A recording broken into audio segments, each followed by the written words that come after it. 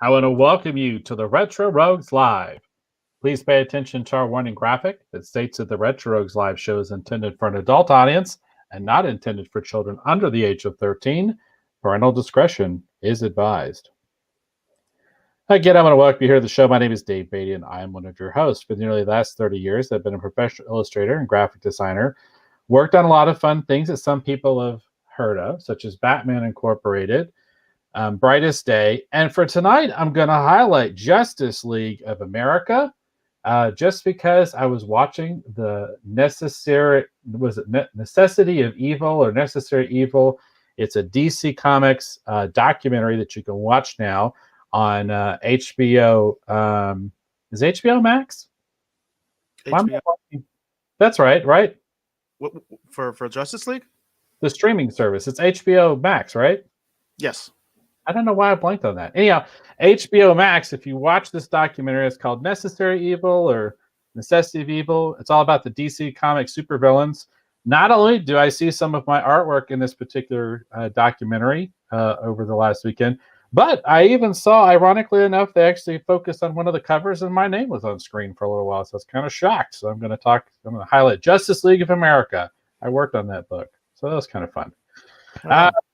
Yeah, pretty cool. But my current labor of love is my t-shirt company, kirbytees.com. You go over there, check it out. You can see we have going on there a lot of different kind of designs and stuff. I need to get some more designs up. Hopefully that'll be happening here in the new year. But you can also get custom t-shirts as well as possibly consider purchasing a Retro Rogues Live t-shirt and actually supporting what we are doing here on the show. I want to welcome back my co-host. This is Mr. Eric Alexander. Eric, you got some kind of fun news, but please, before you do that, tell the folks hopefully watching or listening at home some of the fun things that you have worked on as a creative professional. So I also go by Base God 14. That's pretty much what I use when I'm on the internet. So it's Base God 14, not Bass God 14. That's Base God 14, like a bass guitar. And in addition to, of course, being the co-host of the Retro Rogues Live show, I am the chief financial officer of Bad Bob Productions. Dave and I actually basically are the sponsors of our own show. So Bad Bob Productions and Kirby Tees are the sponsors of this show, and Bad Bob Productions is my film company, and Kirby Tees, of course, as Dave mentioned, is his t-shirt company. So we have sold out to ourselves, I like to say. And I have some great news from Bad Bob Productions. Some of you may be aware I've been pushing this crowdfunding campaign for a film called Staycation. And let me get let me get you up to date on that. So I'm very proud to say that we have reached our goal. This is a huge accomplishment. This is something that I'm just incredibly excited about. Even if maybe I don't wear it on my face like that. I mean, I inside I'm really excited about this. So our goal was to hit $20,000. We did that today. Today we went over the top. And we still have 31 days left. So we're right now sitting at 20,014. So we are over our goal of $20,000. This is always a huge accomplishment, I think, for any independent creator when they're able to raise this kind of capital and, of course, have a successful campaign. This is a great marketing tool for any creator to be able to say that we had a successful campaign. And I'll tell you, it's very, very stressful. Dave and I actually did a campaign with Russ Emanuel in the past. That was for the Occupants comic book tie-in. Occupants is a feature film that's available on Tubi. I am the associate producer on that film. But I was also the editor and co-publisher of the Occupants comic book tie-in. And we did a crowdfunding campaign for that as well. And I am going to put the link out there. I have tried to reach out to Russ Emanuel about whether there are going to be stretch goals or not. I know he talked about the possibility of that, but I don't know if we're going to go there or not. So unfortunately, I don't have that breaking news for you, that insider information. I wish I did. I did try to reach out to Russ, who is a very good personal friend of mine, and he is the director of Staycation. But I know for a fact that it would be nice if we could go over our goal, because the way that Staycation is working, the project, it's basically the first, I shouldn't say the first, but it's going to end up being about 25% of the feature film project. So Staycation is actually going to lead into a feature film. Staycation itself is considered a short film. And I've actually never really, I don't think I've ever heard of this being done before. I think it's really interesting that we're going to be using footage directly from the short film for the feature film. So there's a lot of little shots that Russ has been picking up that may or may not be in Staycation, the short film. But when the feature film project is finally announced and we start going forward with that, a lot of these scenes that he's been filming are going to be incorporated into it. And like I said, as of right now, it looks like we're going to have about 25% of the feature film finished, and that's going to be Staycation. It's going to be its own short film, and then essentially it'll be expanded once we get the funding for the feature film, because that's really what Staycation is all about. It's a project to get additional eyes and get additional money and all that kind of stuff for a feature film project. And Russ is very ambitious about this project because he really wants to create like his own universe. In fact, we were kind of trying to do that with Occupants. That was one of the reasons that we did the comic book tie-in. But in that particular case, we didn't own the IP. So that was kind of one of the difficulties of Occupants, is that the creator of Occupants, the writer for Occupants, who was an awesome person, by the way, it was her thing. She's the one who created it. Russ didn't create it. Russ's team didn't create it. In this case, Russ's team did create this. Emil Harris, who is the cinematographer, he wrote this, and he's like basically Russ's best friend. He's basically like his partner. So it's kind of like more internal, and they're trying to actually have something that they have complete control over, which I can totally relate to, because I think that's really exciting when you create your own IP and you're not adapting somebody else's. Although I think that's fun as well. And I don't have anything. In fact, I'm working on something like that right now with Dave. But it's always kind of fun when you have your own IP and you're able to take this big step. And of course, it's just always awesome when you get over the hump. And I'm just very, very proud of the team. I'm very proud of my company, Bad Bob Productions. My partner Rob, he and I were in just recently. We were in Burbank filming at an actual studio in Hollywood.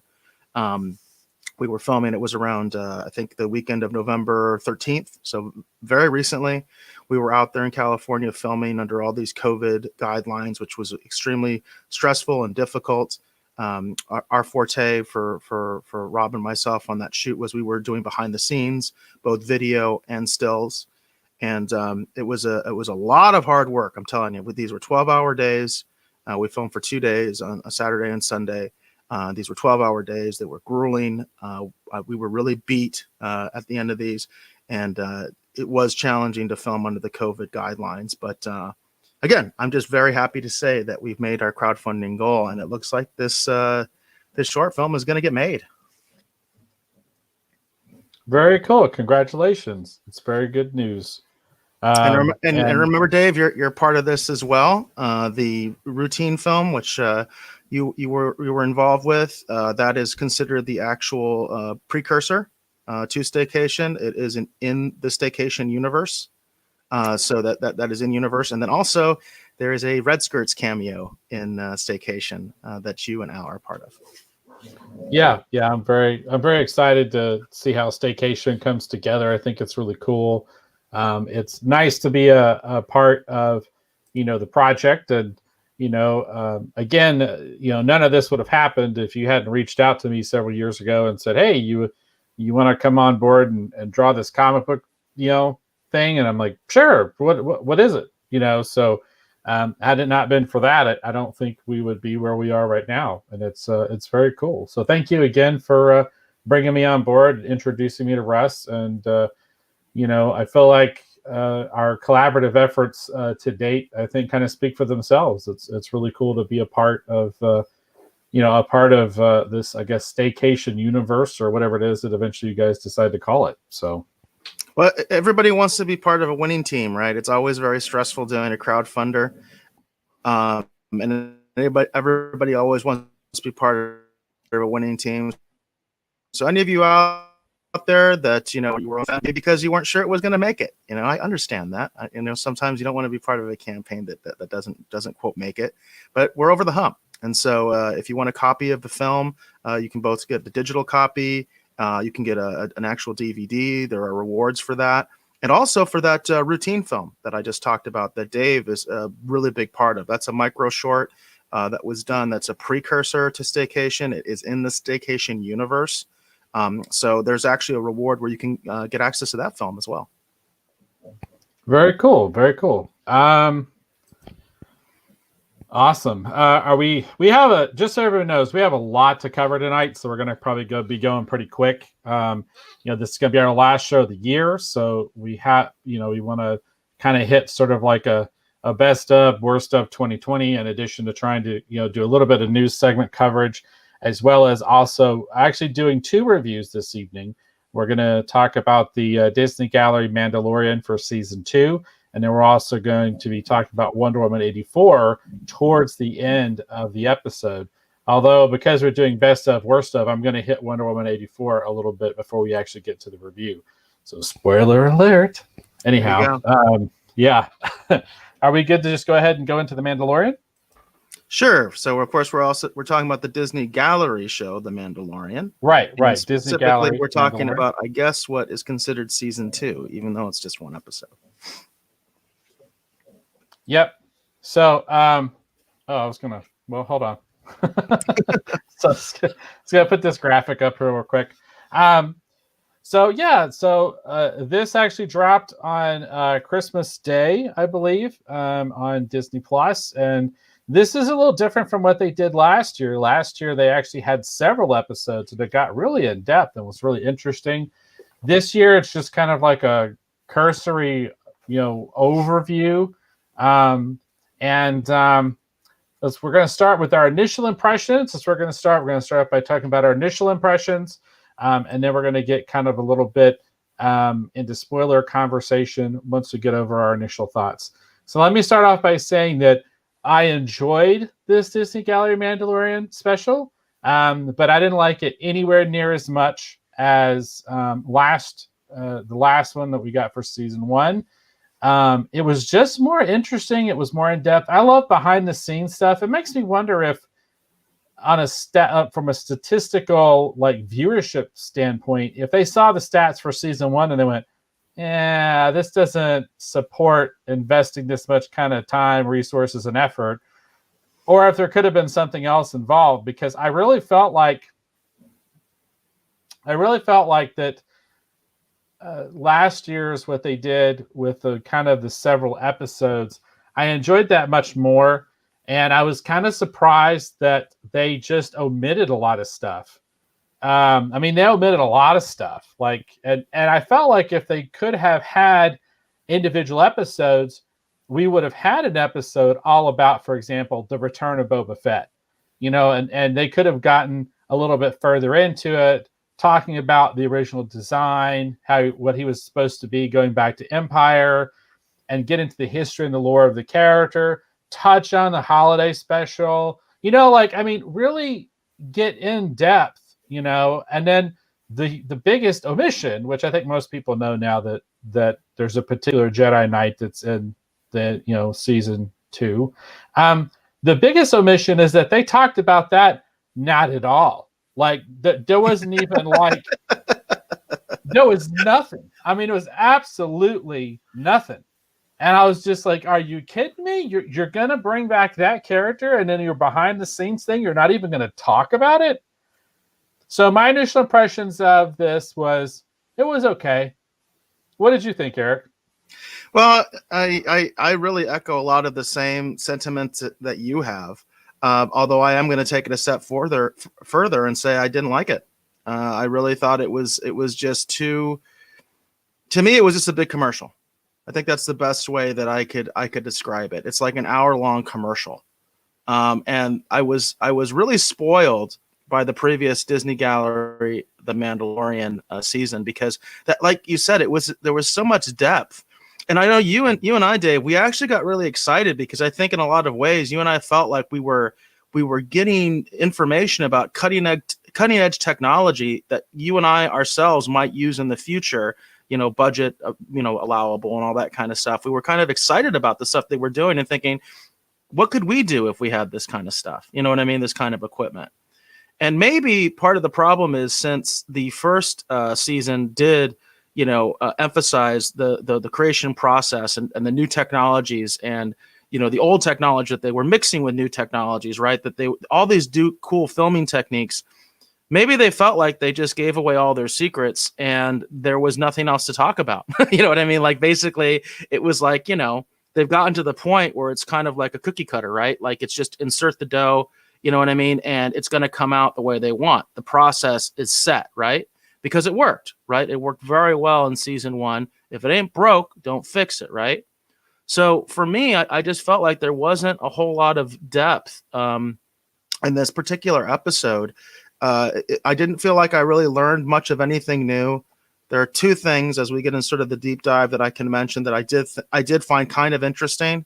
But for the most part, I was just kind of watching it like, what is this? It just seems like a big pat on the back, I will say I missed the roundtable discussions. I thought that was actually kind of a cool thing. But hey, at least there was no Kathleen Kennedy in this episode.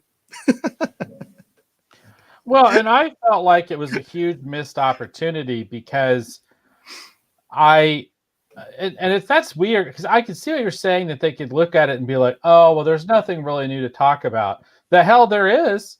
I mean, you brought back Boba Fett. Like, for example, like we touched on, for example, I can't remember his name. The martial arts guy who doubles for the Mandalorian. Yeah, it did seem like they gave him a little bit more emphasis this time than they did in the previous season. I will say that it did seem to me like they gave him a little bit more airtime than last time.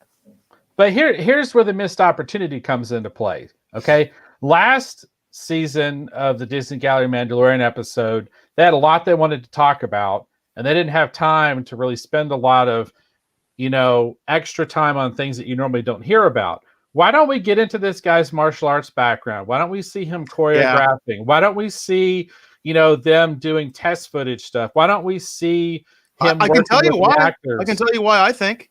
Because I think it's because of this. They want to create this illusion that Pedro Pascal is really, involved in this show more than he is. I sincerely believe that they are trying to create this myth that Pedro Pascal is in a lot more scenes than he actually is. Well, I felt, and then here's the other thing. Look at the new characters that were introduced. We could have had a special just talking about the history of Ahsoka, even more so than what they showed us. We could have spent some time actually talking to Ashley Eckstein, about helping to bring Ahsoka Tano to life. Well, they're not going to go there. I mean, they snubbed her. I understand all I'm saying is that I understand what you're saying. They could be like, oh, well, there's nothing to talk about. There's so much to talk about in this season of The Mandalorian, in this behind the scenes stuff, that I was kind of a little stunned and shocked that it seemed like they didn't really have much they wanted to talk about. You could have had a whole episode, obviously, just about bringing Luke back. Right. I mean, and that is something that they could have talked about, the technology also, by the way, which did get a mixed reaction. I was a little bit critical of it myself.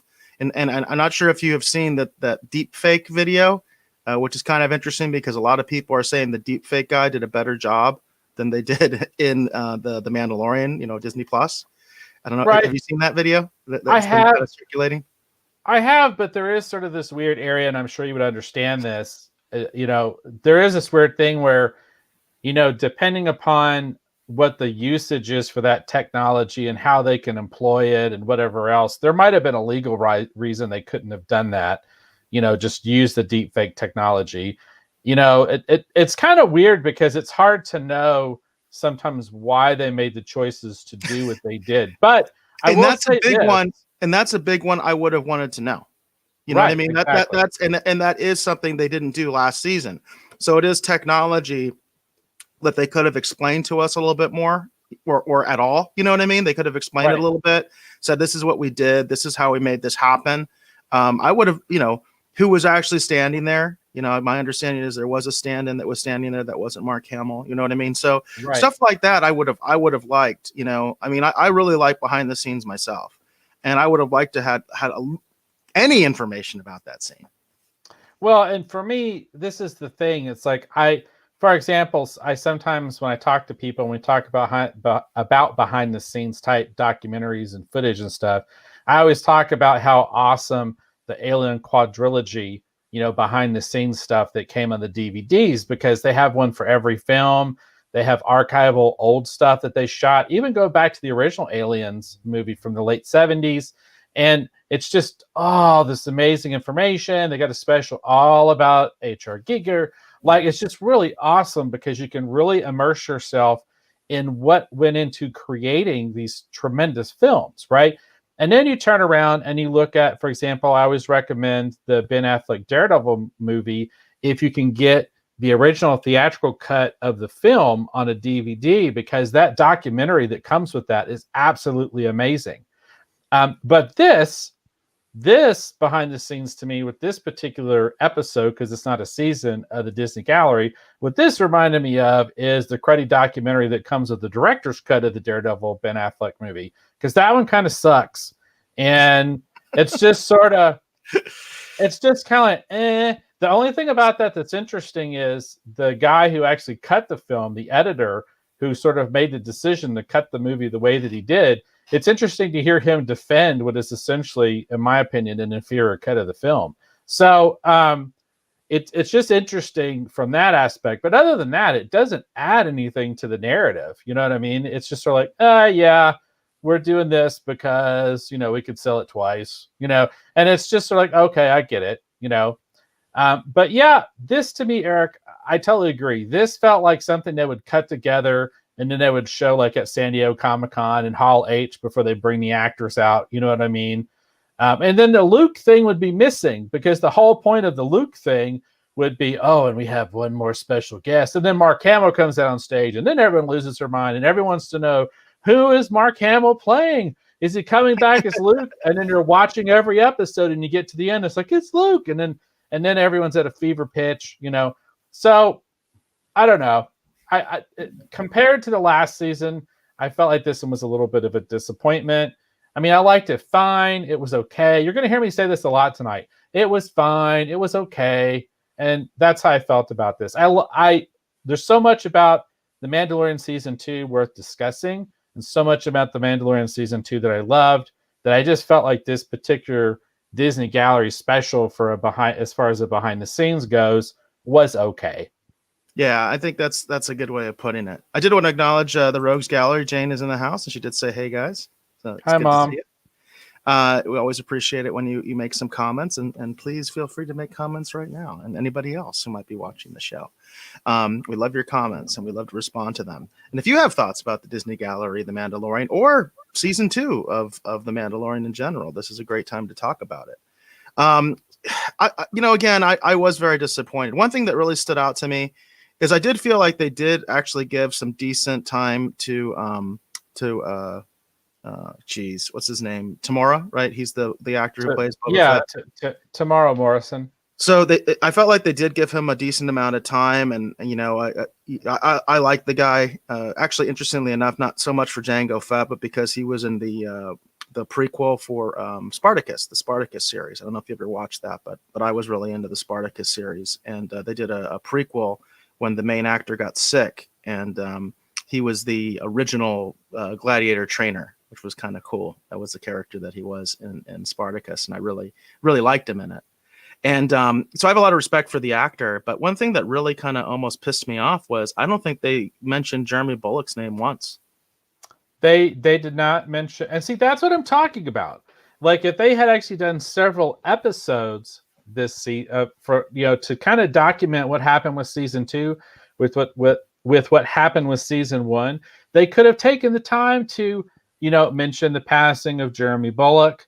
They could have talked. But the thing was, they showed footage of Jeremy Bulloch. In other words, in the Boba Fett armor, they showed scenes from Return of the Jedi and from Empire, and they couldn't just give him a shout out. And it really pissed me off, especially since he just recently passed. I thought it was incredibly disrespectful. And it goes back to what you were talking about also with Ahsoka, with the fact that, yes, they absolutely could have had, Ashley come on and talk about the development of the role, but they weren't going to do that because they snubbed her. You know what I mean? And I don't know why they would snub Jeremy Bulloch. You know what I mean? I don't get that. Well, it's just one of those things. I don't want to pile on the Lucasfilm hate at the moment, but It's Why like not? Everybody else is. Maybe that'll get us some ratings, man. Let's get some Lucasfilm hate going.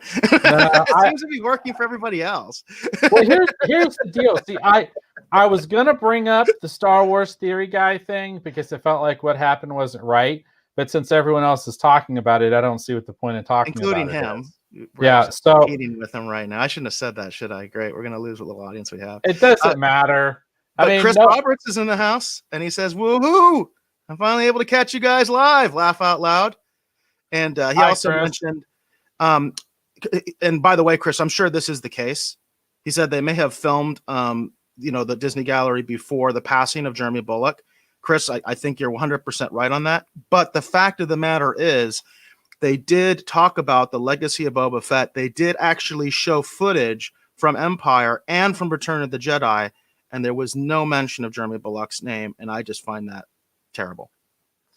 Well, and like I said, I feel like that what they should have done is done several episodes like they did last time, and we could have had an entire episode all about Boba Fett. We could have had a whole episode all about the return of Luke Skywalker. We could have had an episode all about the introduction of Ahsoka into live action. We could have had one all about, the introduction of Bo-Katan and the legacy of the Mandalorians that comes from the Clone Wars. Like, this stuff writes itself, folks. I mean, it's not even that hard. I'm just spitballing stuff. They did get into Bo-Katan a little bit. They did get into Bo-Katan a little bit. I thought, and for me, it's like, I'll be honest, I don't really care about Bo-Katan.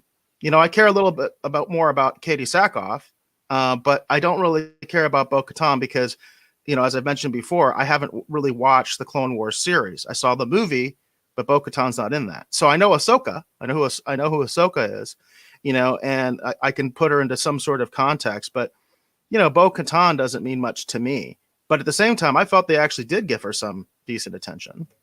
Well, they did, but what I'm talking about is if you want to dig deep into the behind the scenes of this particular season, I'm just saying that's an episode that almost kind of writes itself. You know what I mean? You spend more time, like, for example, Bo-Katan and the other Mandos had a lot of really great choreography. It gives you the chance to kind of, highlight the stunt performers, like, besides just the actors. Like, that's and the they thing. don't like doing that. You can tell they do not like doing that at all, which is really disappointing to me, because I feel like there's such a legacy in Star Wars of the man behind the mask. Star Wars has never treated those actors, certainly the fans have never treated those actors like somehow they're lesser than the characters that are not in makeup or don't have their face obscured. David Prowse and Jeremy Bulloch and Peter Mayhew, and also oh my goodness, Anthony Daniels, right? They're all put on the same pedestal as Harrison Ford and Mark Hamill and Carrie Fisher and all the other actors. You know what I mean? For the fans, they're just as much a part of Star Wars as anybody else. So it is kind of disappointing to see where they seem to obscure some of those folks that are contributing to these parts. It's a little disappointing. Well, again, here you go. Here is the title of the episode that focuses on Boba Fett. It's called "Who Was That Masked Man?" And you use Boba Fett as an example to basically get into the legacy of all these different people that helped to bring this character together. And then you end it with Tamara Morrison, who's returning from the prequels, being the older Boba. You know what I mean? Like, yeah, exactly. There's so much that can be done. There's so much sort of legacy and lore and interesting things you can get into. And that's the thing that kind of bothered me. I don't want to dwell too much on this because we got a lot of stuff to cover tonight. But my overall high pitch of this season, this episode, the Disney Gallery Mandalorian is the last season. I felt like you should, if you like The Mandalorian, you really need to watch it, because I feel like it really kind of informs, it educates, it gives you a different perspective on the show and how they created it. But this one right here, you can skip it. And I have to say, I think I do agree with your analysis there. The original Disney Gallery show is probably like almost a must see, especially if you're interested in the process. If you're interested in filmmaking, television making, whatever you want to call it. If you're interested in that kind of stuff, even if it's you're just interested, Not that you necessarily want to make it a career or anything. You're just interested in that process. The original season of the Disney Gallery is like a must see because they were incorporating so many, not necessarily new technologies, but they were taking existing technologies and putting them together in fun new ways to create the Mandalorian aesthetic. And I think they did a great job. But this time, you know, as I mentioned, I feel like this is just like a big pat on the back and it's like a big commercial for the Mandalorian. You know what I mean? Like it doesn't really give you much depth. I did think it was interesting about, they did talk a little bit about the actor who played, was it Bib Fortuna? They did talk a little bit about that. I actually found that interesting because I didn't realize that the character had been recast. I didn't know this. The character had been recast in episode 1. I didn't know that. I don't think I assumed it one way or another because the scene is so quick in episode 1. I really didn't take stock of the fact that he's even in that scene because to me that scene is more about showing Jabba the Hutt in episode 1, right? That's who I was looking at. And so the fact that he was in that scene, I didn't realize they had recast him. So the person who played him in Return of the Jedi, he wasn't involved with episode 1. And so they brought the guy from episode 1 and not Return of the Jedi, which I thought was kind of weird. Apparently he is, you know, part of the crew. So he's not like a major actor or anything like that. He's like part of the crew. So I kind of found that interesting, but at the same time, I was almost a little offended by it because I was like, well, why didn't you get the guy from Return of the Jedi to do this? You know what I mean? So I thought that was an interesting insight. And then the one thing I really did find interesting because I was wondering about this when I watched it is I did think it was interesting that the Dark Troopers were both CGI and practical. In other words, there were people in suits depicting the Dark Troopers, and of course they were enhanced with CGI. I thought that was interesting. Yeah, I thought that was interesting too. And it, because I kept feeling at times like that, you know, if the Dark Troopers were nothing but CGI, I was really impressed because there was quite a few shots of the Dark Troopers that looked pretty amazing. I did, what something I thought was interesting was that a lot of the explosions and stuff were actually, you know, digital effects after the fact. You know, that there wasn't a lot of pyrotechnics except for maybe just a couple of shots, you know, when they were shooting live on location for Boba Fett's reintroduction. It was interesting. It was really interesting. I mean, and that's the thing. It's like it's interesting, but it's like I just don't feel like it's as engaging and entertaining as season 1 was for me. You know, I mean, yeah, I totally agree with you. Yeah, so that's my total take on it. And I honestly, yeah, like I said, if you're interested in it, definitely watch it. But if you're kind of like, I don't know about it, yeah, it's a pass. Yeah, that's my opinion. Yeah, I hear you, and I think I'm right there with you. It's definitely disappointing comparing it to season 1. Yeah.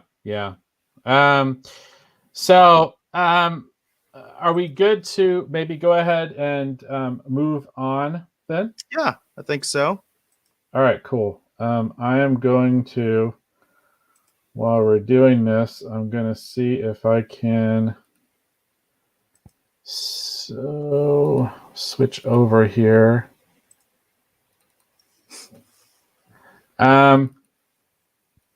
What is this doing? I swear, I don't know what in the hell is happening with my computer over here. Well, I should mention that, you know, obviously, Dave and I kind of realized last minute that this was going to be our last show of 2020. So almost as an afterthought, we were like, hey, man, we really probably should do some sort of like year in review type of thing. And also in the Streaming Wars segment, we did establish a precedent last year that we did like crown a winner of the Streaming Wars for 2019. And I think we did a loser as well for 2019. So we're going to keep that tradition going in the next segment. But I thought it would be fun to basically talk about pop culture news, sort of year in review, maybe best and worst, what we really liked, what we really didn't like in 2020. And I just thought that would be something that would be fun to talk about as we look at the new year coming up. Cool. And then what I was going to do is I was going to talk about sort of my top 3 like actually like shows or movies or whatever that I watched for my best of 2020, if that's okay. And Yeah, that's then great. My worst of my worst of 2020 is kind of the same. It's kind of the same thing, but it's going to kind of follow in line with this sort of what I'm going to call a high concept idea, um, and it'll kind of make more sense once we actually get a little bit further into it. So I'm going to go ahead and put some graphics up if that's okay, and I'm going to go ahead and go through my list kind of quick if that's okay. Will that work for you, Eric? Yeah, give me a chance though to kind of comment on your stuff, because this list is new to me. We didn't coordinate this, Dave and I, so I'll be getting this as the audience is getting this. So I kind of want to put in a little 2 cents and stuff about your list there. So no, yeah, that makes perfectly logical sense. Okay, so here, this is my best of 2020. This is my number 3. This is my third favorite thing of the year. It is going to be Mandalorian Season 2. I really enjoyed it, but there were a couple things that eclipsed it. I was having some conversations with some people today, and they were kind of shocked that I was not going to put this number 1 on my list. It's not that I didn't like The Mandalorian Season 2. I loved it, and I looked forward to it. But I actually have 2 programs that I watched that, ironically, I liked better. And I think people are going to be a little shocked at what my number 2 is. So this was my number 3. So what did you think, Eric? I mean, I know you enjoyed The Mandalorian, but I don't know if you enjoyed it as much as I did, to be honest. But what do you think? This is my best of. This is my number 3. This is my low tier for 2020. Well, I have to say it's kind of interesting because you're right. I mean, I have been a little bit. I haven't been as enthusiastic about season 2, I think, as I was for season 1. Not to say that I wasn't critical of a lot of things in season 1 too. It's just what I do. It's just how I am.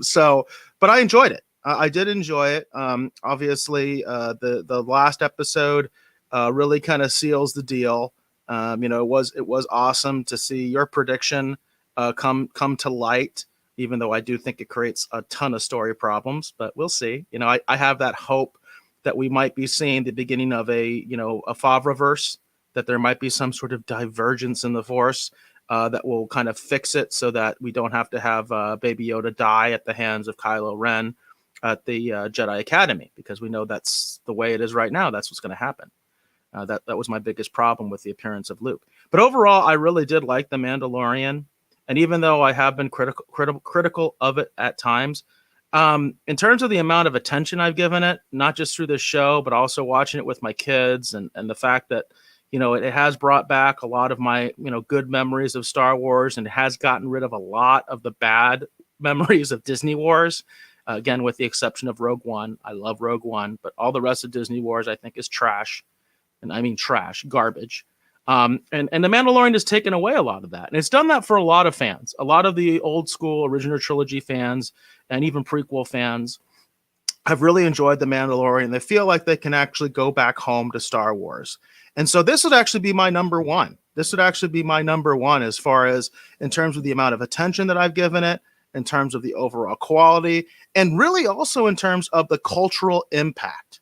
I can't emphasize that enough, because I really feel like The Mandalorian has indeed sort of helped mend a lot of wounds for the Star Wars community. Because it feels like, for the most part, I mean, there's always going to be critics out there, right? And I'm critical, right? I get critical of the show as well.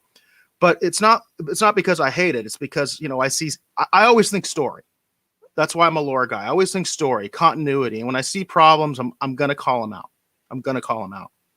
But I still felt that it was enjoyable. I still liked it. And I feel like the cultural impact just can't be ignored. It can't, that the fact that it has brought a lot of the old school fans back together with the Disney War fans, because this is still technically Disney Wars, right? This is still Lucasfilm under Kennedy, so they can't make that complaint. So I think this will probably be my number 1. For me, this would be my number 1. That's interesting. Yeah, for me, this is going to be number 3. Again, this is my personal list. I'm not looking at, you bring up some interesting points, Eric, when you talk about the significance of what this means for, the Star Wars fandom at large. So I know you're going to be completely shocked here with my. Oh, and I have to mention 2. this too, as sort of a preview for when we talk about the winners and losers of the streaming wars. This is also very significant for Disney Plus. This is also very significant for Disney Plus. I'll talk more about that in the streaming wars segment, but this is a very, very significant milestone for Disney Plus. And then we do have a comment from Jane, and she says, I enjoyed it and watched season 1 a bunch. Had a problem with the internet, so only saw a few episodes of season 2. And that sucks. By the way, I can relate to that, Jane, because I watch Disney Plus on my PlayStation 4. And it seems like Disney Plus just does not care about the PlayStation 4 and never has. I don't know why. I mean, there are millions of PlayStation 4s out there. Tons of people use them, basically as a smart TV. Like, I don't have a smart TV. So it's like basically I can get all these different services through PlayStation 5. And I'm sorry, 4. PlayStation 4. I don't have a 5 yet. And I've had all these issues where there's like buffering problems and the episode will freeze. It'll just freeze. And it's so annoying because somehow it always seems like those moments always happen right at the most dramatic parts. And it's very frustrating. So here's where it's going to take a bit of a left turn. All right. This is my best of 2020. This is going to be my number 2. I really enjoyed this last season of The Crown. I've been really enjoying The Crown on Netflix. It's really interesting to me. I know that there was some historical, inaccuracy problems, and I know that the royal family had some issues with some of the information that came out and how it was portrayed in the episode. But as someone who's always been kind of curious about this particular period with the royal family in relation to Princess Diana and how she was kind of introduced into the family and all this kind of stuff, I just really enjoyed just sort of like the drama, the intrigue, and sort of the drama, you know what I mean, of this particular season of The Crown. I've mentioned The Crown in this show at least 3 or 4 times, I know, over the course of the last year or so. But this is going to be my number 2. I don't know if this is something you necessarily watched, Eric, but I really enjoyed this last season of The Crown on Netflix. So this will be my number 2 for 2020. Interestingly enough, first of all, I do not watch this show. I've not seen a single episode. I am familiar with it. And actually, I'm familiar with the controversy that you were talking about. I know that the royal family actually made a specific request to Netflix that they put some sort of disclaimer on the show, basically saying this is fiction, which is kind of interesting. But it's not a show that I've gotten into. I haven't seen a single episode. But interestingly enough, in the streaming wars segment, this is going to come up again for what I have to talk about. Oh, very cool. Very cool. All right. So now we're going to segue over here, and I'm going to talk about my number 1 for 2020, hands down. This for me is the best of the best. So this is going to be my number 1 for 2020. I completely love the 2nd season of Cobra Kai.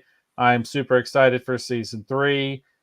This show to me just never seems to disappoint, even when I have little minor nitpicks.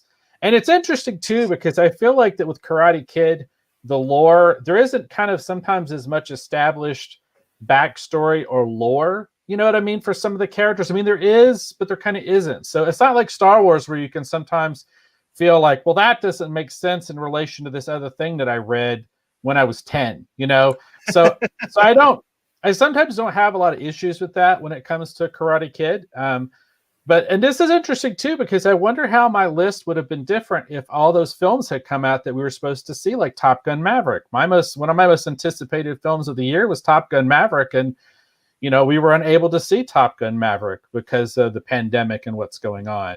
But I'm definitely I'm curious. I'm curious, actually, Dave. Have you even seen many movies that came out this year? I have seen quite a few of them, kind of here and there, and that's going to come up actually later in the show. Actually, I have my worst of 2020 is sort of like I'm gonna pick on sort of like some problems that I have with things, and I'm going to look at them in high stakes, but I'm going to use movies to examine what it was that bothers me about this particular idea. But I have seen quite a few. I actually debated. There was a movie, I can't remember the name of it now, that was sort of like a post-apocalyptic. It was about a kid trying to reunite with his girlfriend, and there was a dog that went on the adventure. And that was actually a pretty good film, and I really enjoyed it. And I debated about, putting on the list as an honorable mention or whatever. But again, we have so much to cover. You know what I mean? I want to kind of keep us going kind of quick tonight and not linger too much. But this, for me, this is my best of 2020. It's going to be Cobra Kai season 2. This is the show I kept rewatching. This is the show I talked about the most. This is the show I got frustrated that other people won't watch because I want to talk about it more. And so, for me, this was the big thing. I'm going to say, for me, best of 2020 was Cobra Kai season 2. So I have to say, for me, this obviously would have been a huge competitor for what my number one ultimately became. And what's kind of funny is I think from a strictly a standpoint of what I enjoy personally and what I've liked, I probably would give the edge to Cobra Kai in terms of the fact that it's just something that I'm really into and I really enjoy and I really like. Jane says that she's agreeing with you, Dave. So I guess the question would be, well, why wouldn't I put it at number one? And it's kind of funny because Dave and I started to talk off the air. I think I actually started to sound the alarm yesterday with you, Dave. And it's going to be relating more when I talk about streaming wars and best of, worst of, and things I'm questioning, decisions that I think are really weird. Netflix has soured me in this last week. And it's kind of funny. We're only on Wednesday.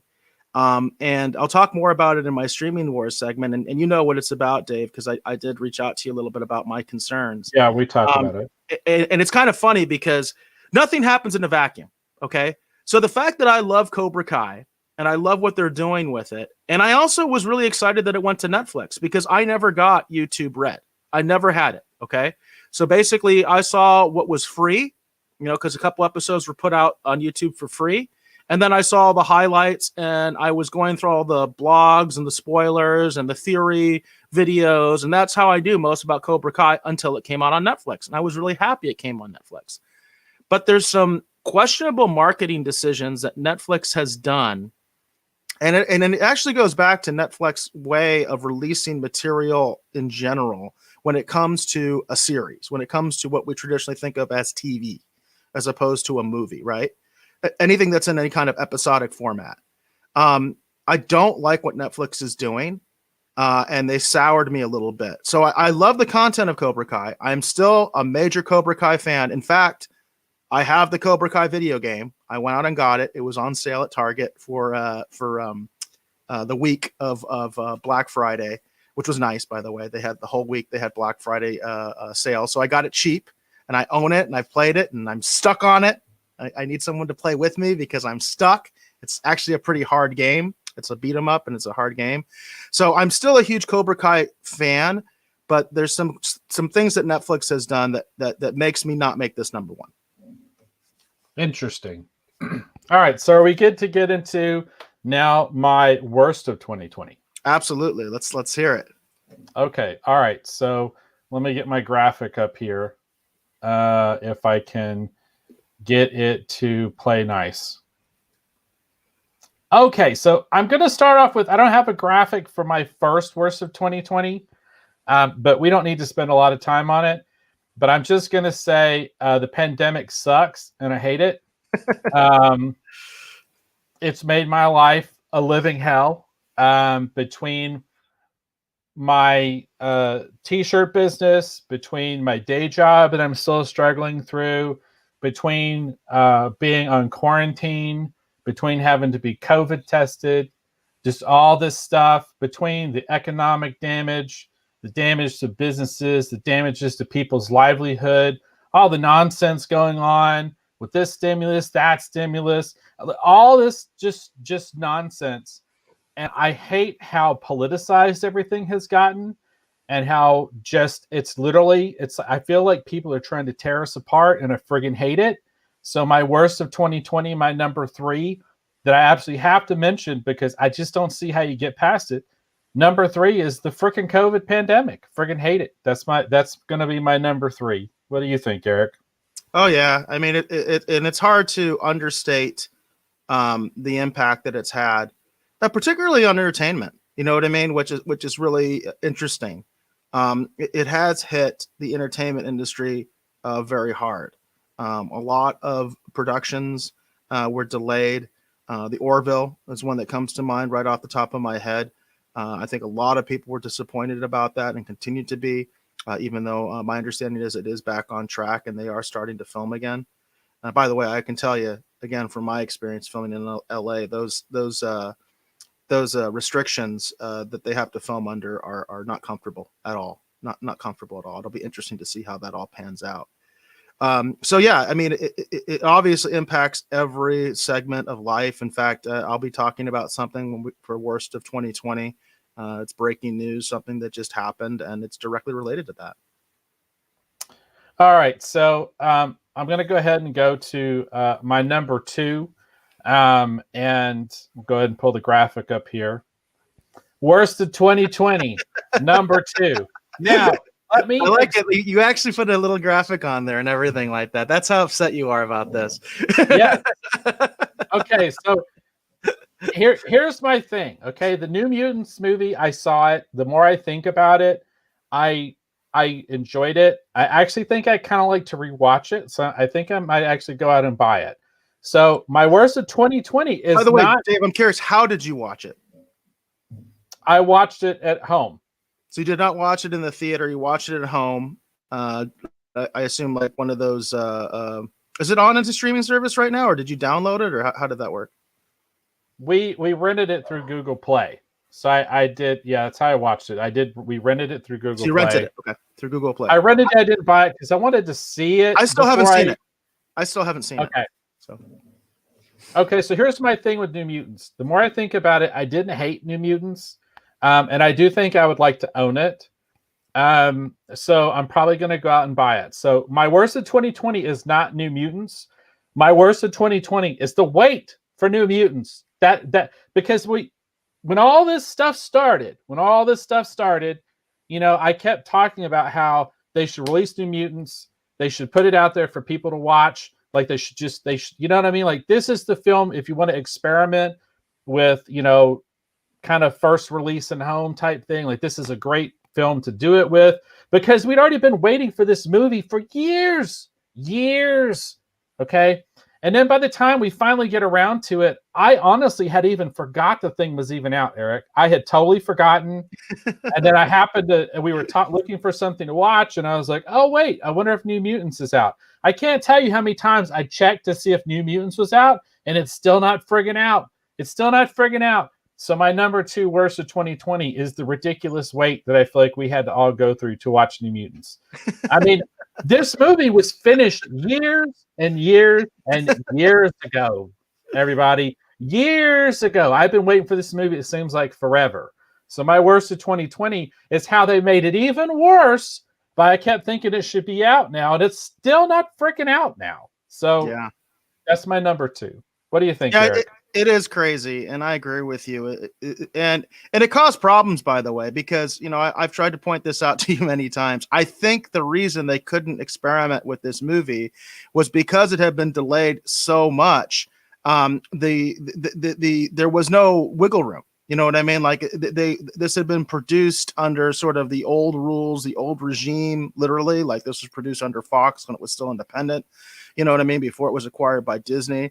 And I think because of those delays, that's one of the reasons they couldn't make this the experiment. They couldn't release it on Disney Plus or Hulu or something like that. They were kind of stuck in this situation where they had to release it theatrically.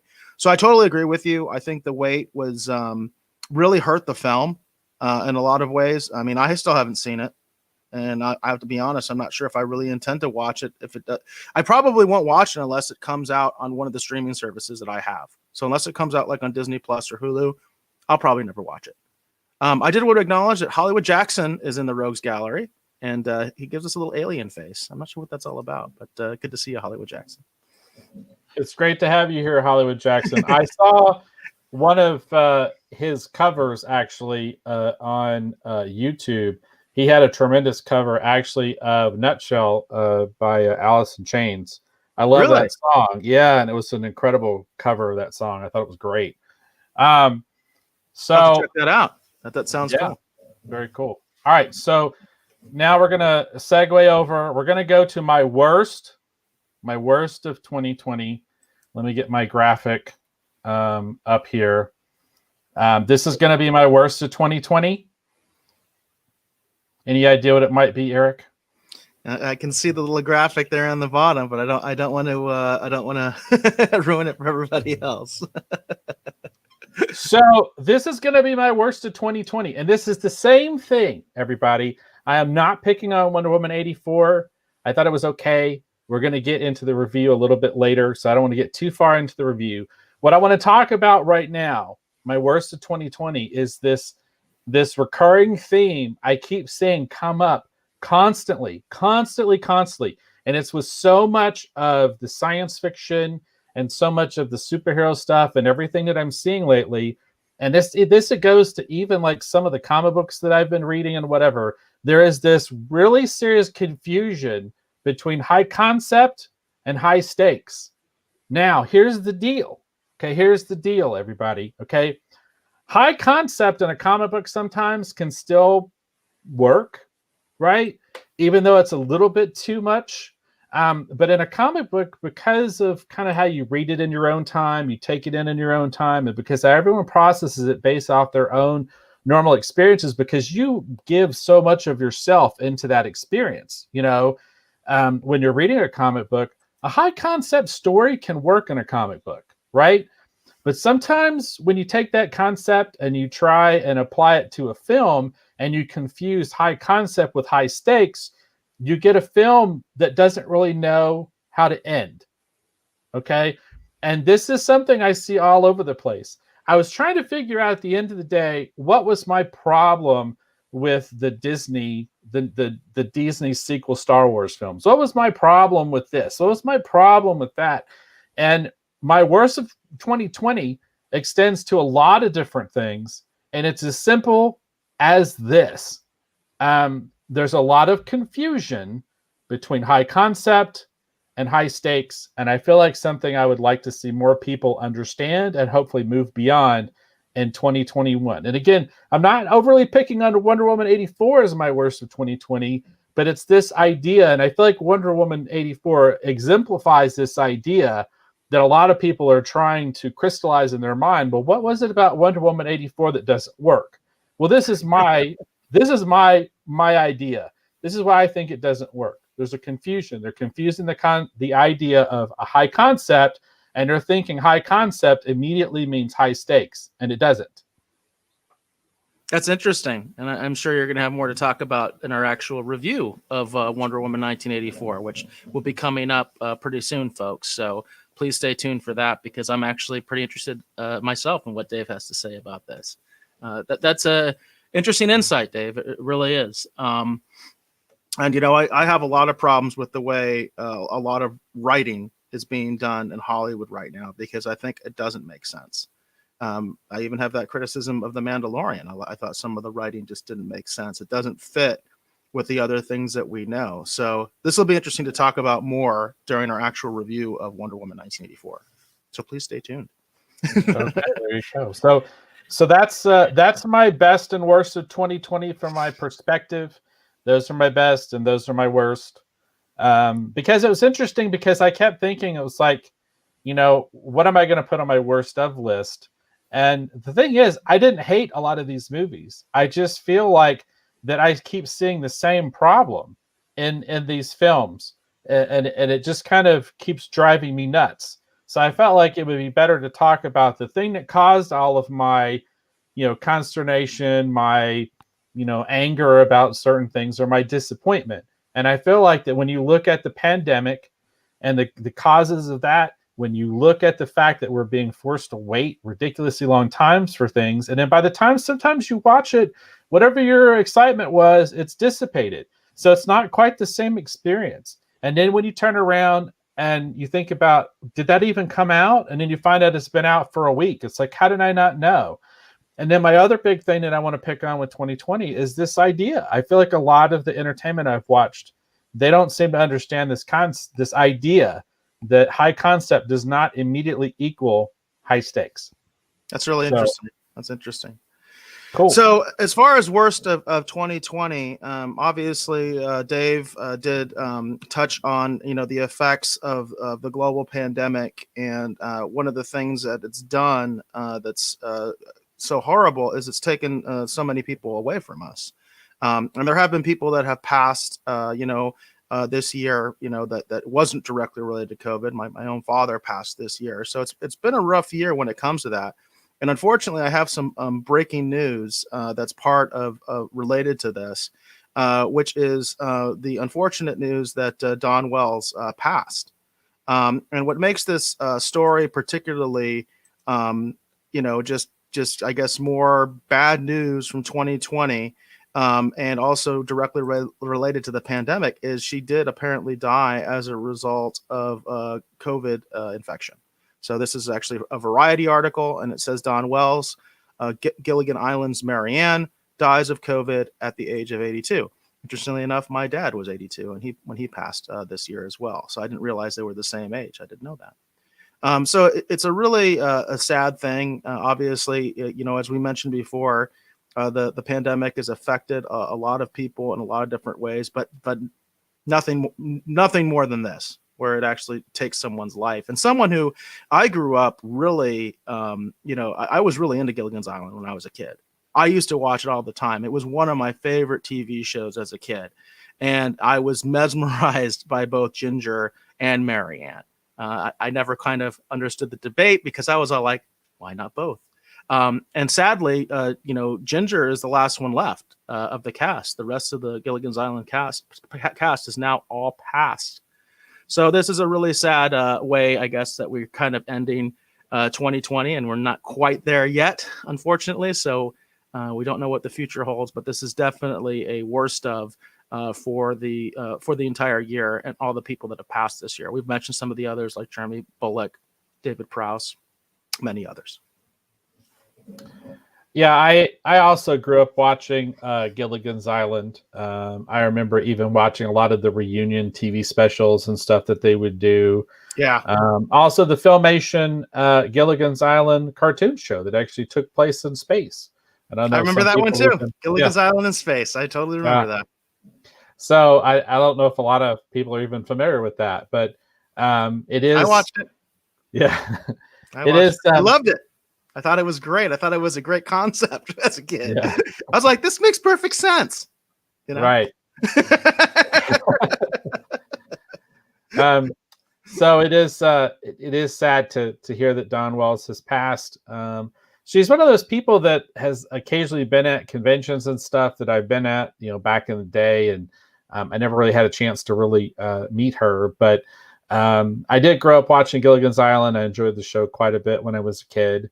And it's interesting too, because this is another one of those shows that I feel like, with how things have changed, I wonder how many people are even familiar with Gilligan's Island today. There were like these staples of television, right? That everyone kind of grew up watching, I felt like at one time, because they were always on reruns or they were always on late at night. And people would kind of get introduced to them, where you want to talk about Gilligan's Island, you want to talk about something like the Munsters or Addams Family, Brady Bunch. You know what I mean? It was like those staples. Leave It to Beaver. Yeah. But yeah, it's sad to hear of her passing, and we've lost a lot of people this year. Lost a lot of people, but it's sad to hear about her passing. And I saw it too. I saw this as I was leaving the day job and getting over here to the house and getting in the studio and getting set up to record tonight. So sad to hear about her passing.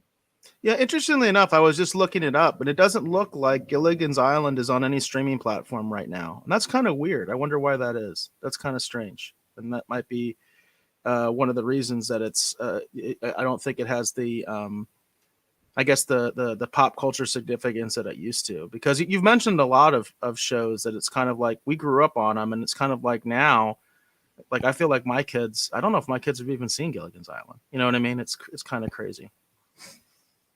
Right. And you know, yeah, this is just sad. And Hollywood Jackson mentioned Thunderbirds. Was she in Thunderbirds, or is he just talking about that as another one of those shows that kind of was like a staple? I think Hollywood Jackson is referencing Thunderbirds as one of those shows that were sort one of of like those shows, staple, yeah. You know, and I remember Thunderbirds as well.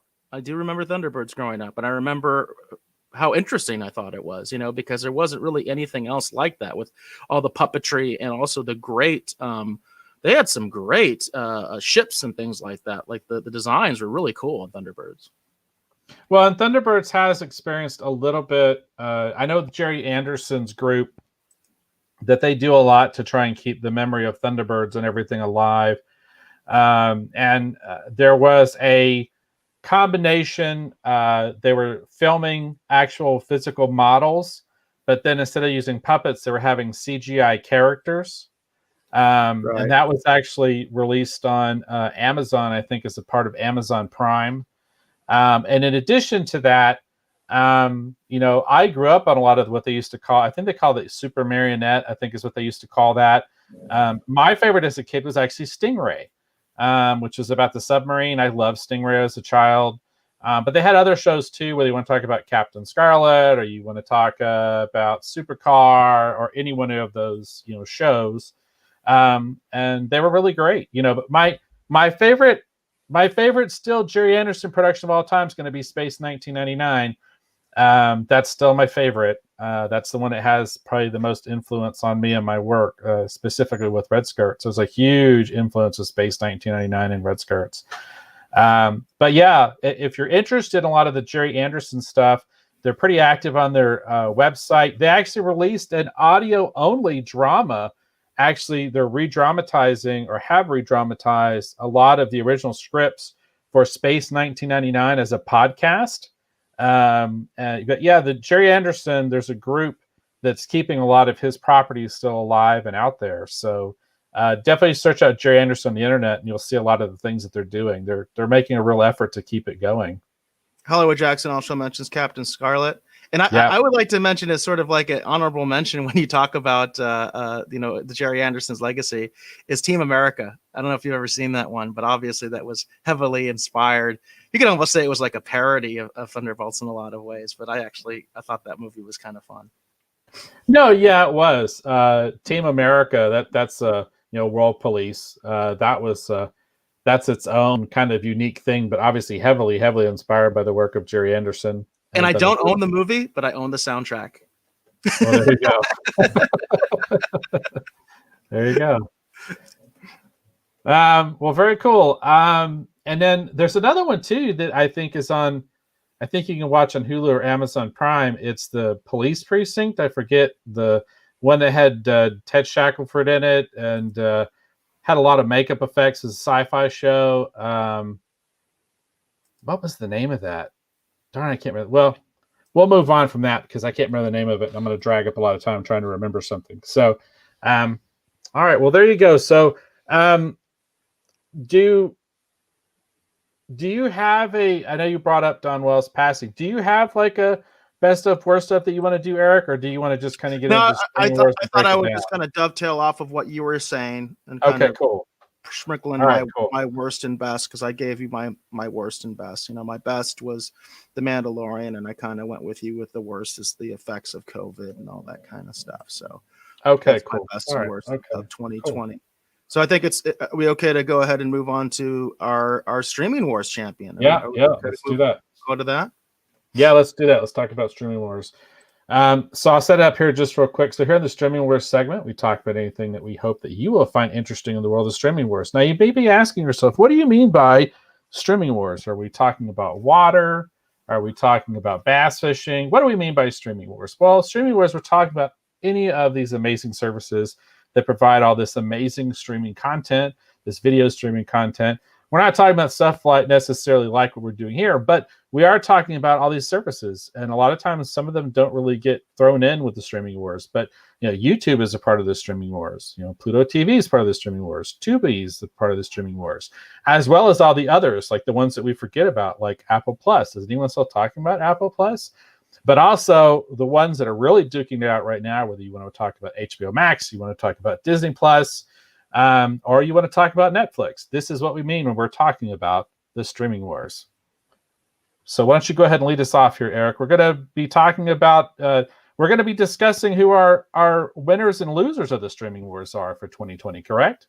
Right, and this has becoming now a yearly tradition for us because we did do this last year.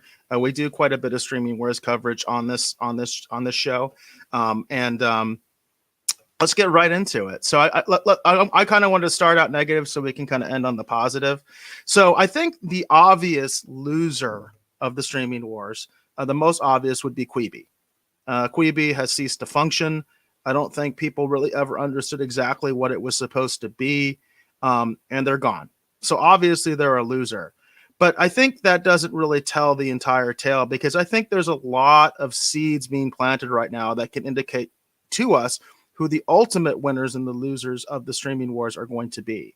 And you also can't talk about this streaming wars in 2020 without again mentioning the global pandemic, because it's had a huge influence on streaming. In fact, for many of us, streaming has really taken over a large, significant portion of our lives, and it's become the main way that we get entertainment, especially when we're talking about, narrative films or television shows.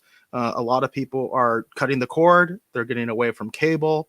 A lot of people don't even own an antenna. I sometimes feel like I get weird looks for people when I talk about having an antenna, as if like, well, is that still the thing? Well, it very much is.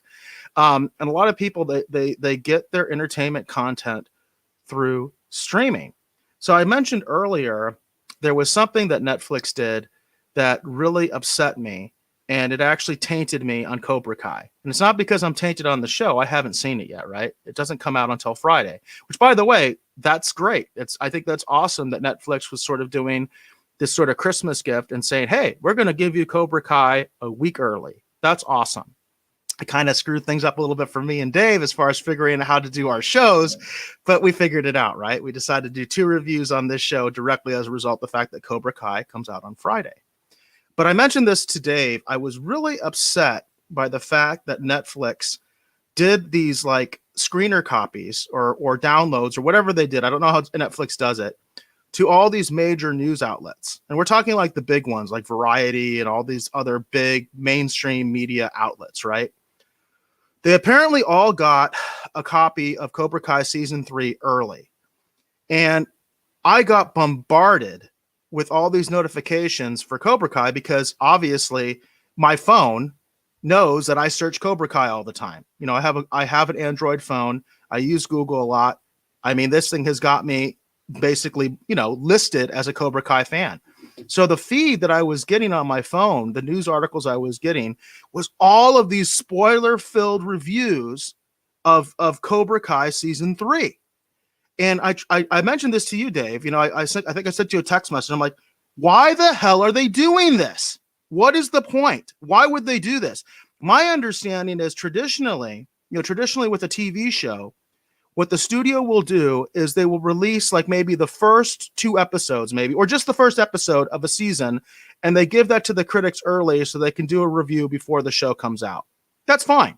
I don't have any problem with that. In fact, I wish I was in that category. That would have been cool if Dave and I actually gotten to see the first episode early, and we could talk about it today on the show. That would have been awesome. Everybody'd be happy, including myself, right?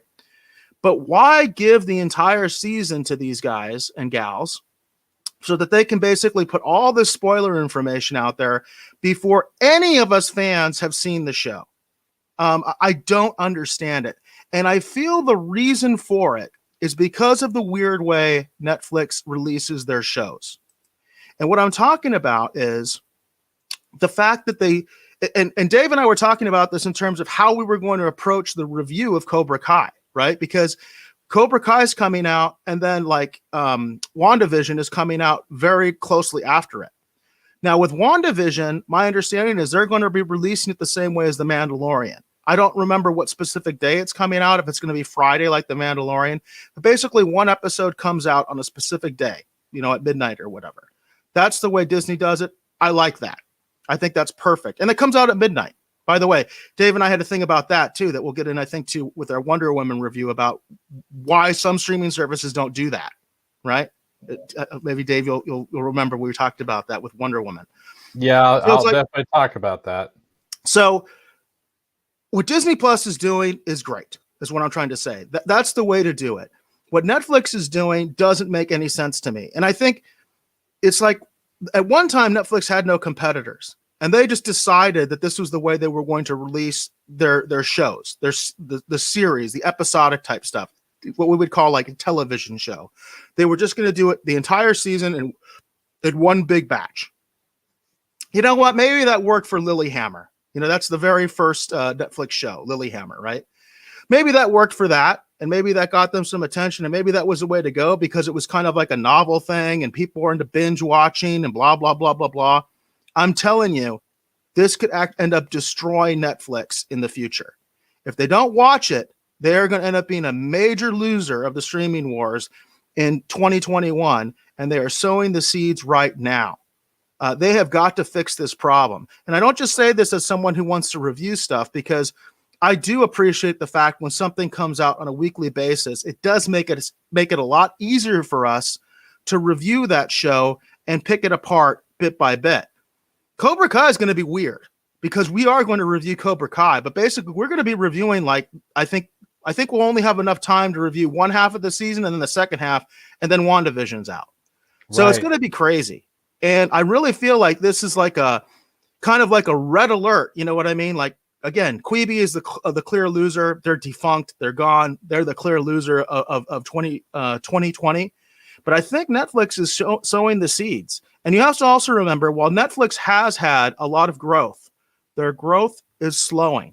Okay, so they are number one. There's no doubt about it. But their growth is slowing. So I'm basically saying, for me, the loser of the streaming wars for 2020 is clearly Quibi. But keep an eye on Netflix, because I think Netflix is making some weird decisions. Well, that's interesting. See, for me, in my mind, the clear loser for 2020, which actually started, last year, is going to be, unfortunately, DC Universe. Because I thought you might say that because you've said that a lot, actually. Yeah. DC Universe basically doesn't exist anymore. DC Universe is gone. And it's becoming something else. They're trying to find a way to repackage essentially the comics content and just make it kind of like what Marvel Comics Unlimited was several years ago, which I don't even hear anybody talking about Marvel Comics Unlimited anymore. I feel like Comixology, I read all my stuff on Comixology, so Comixology is what I'm typically thinking of. And I actually made quite a few purchases actually off of Comixology. Actually, they had a couple different sales and different things, and so I'm in the process of working my way through Immortal Hulk, which is really a pretty interesting series. But it's just one of those things that I feel like too, with the sort of passing of DC Universe, it's kind of unfortunate because because of Wonder Woman 84, my wife and I have been spending a lot of time looking at, and this is funny, a lot of the content that was on DC Universe that I didn't get a chance to take a look at when I actually was a subscriber to the service. So we're in the process of making our way through the Harley Quinn series, which despite all the foul language and the blood and the violence, I actually think is actually a pretty funny series. And we've actually been enjoying the Harley Quinn animated series that at one time was relegated and exclusive to the DC Universe service. And in addition to that, I talked about the other night, I had on, I think it's Necessary Evil is the name of it, but it's the DC Comics supervillain documentary that used to be on, again, exclusive to the DC Universe. I think they released it as a DVD at one time. It's kind of an older thing. But I was watching that and enjoying that. So it's funny because I'm enjoying a lot of the DC Universe content actually on HBO Max. And I'm lamenting the fact that it's a shame that they didn't try to find a way to not only keep this content, have it on HBO Max, but find a way to tie the comic book product into HBO Max too, because it gives it a different level, a different dimension, and it might introduce people to, again, these high concept stories that maybe don't work so great in a movie, they work great in a comic book. You know what I mean? Yeah. And in a graphic novel, like I feel like that it's a shame that DC Universe is gone, and I don't feel like anyone really learned the interesting lessons to be learned in the experiment that was DC Universe. Again, this is my own personal opinion. So I'm going to say that oh, can you hear me?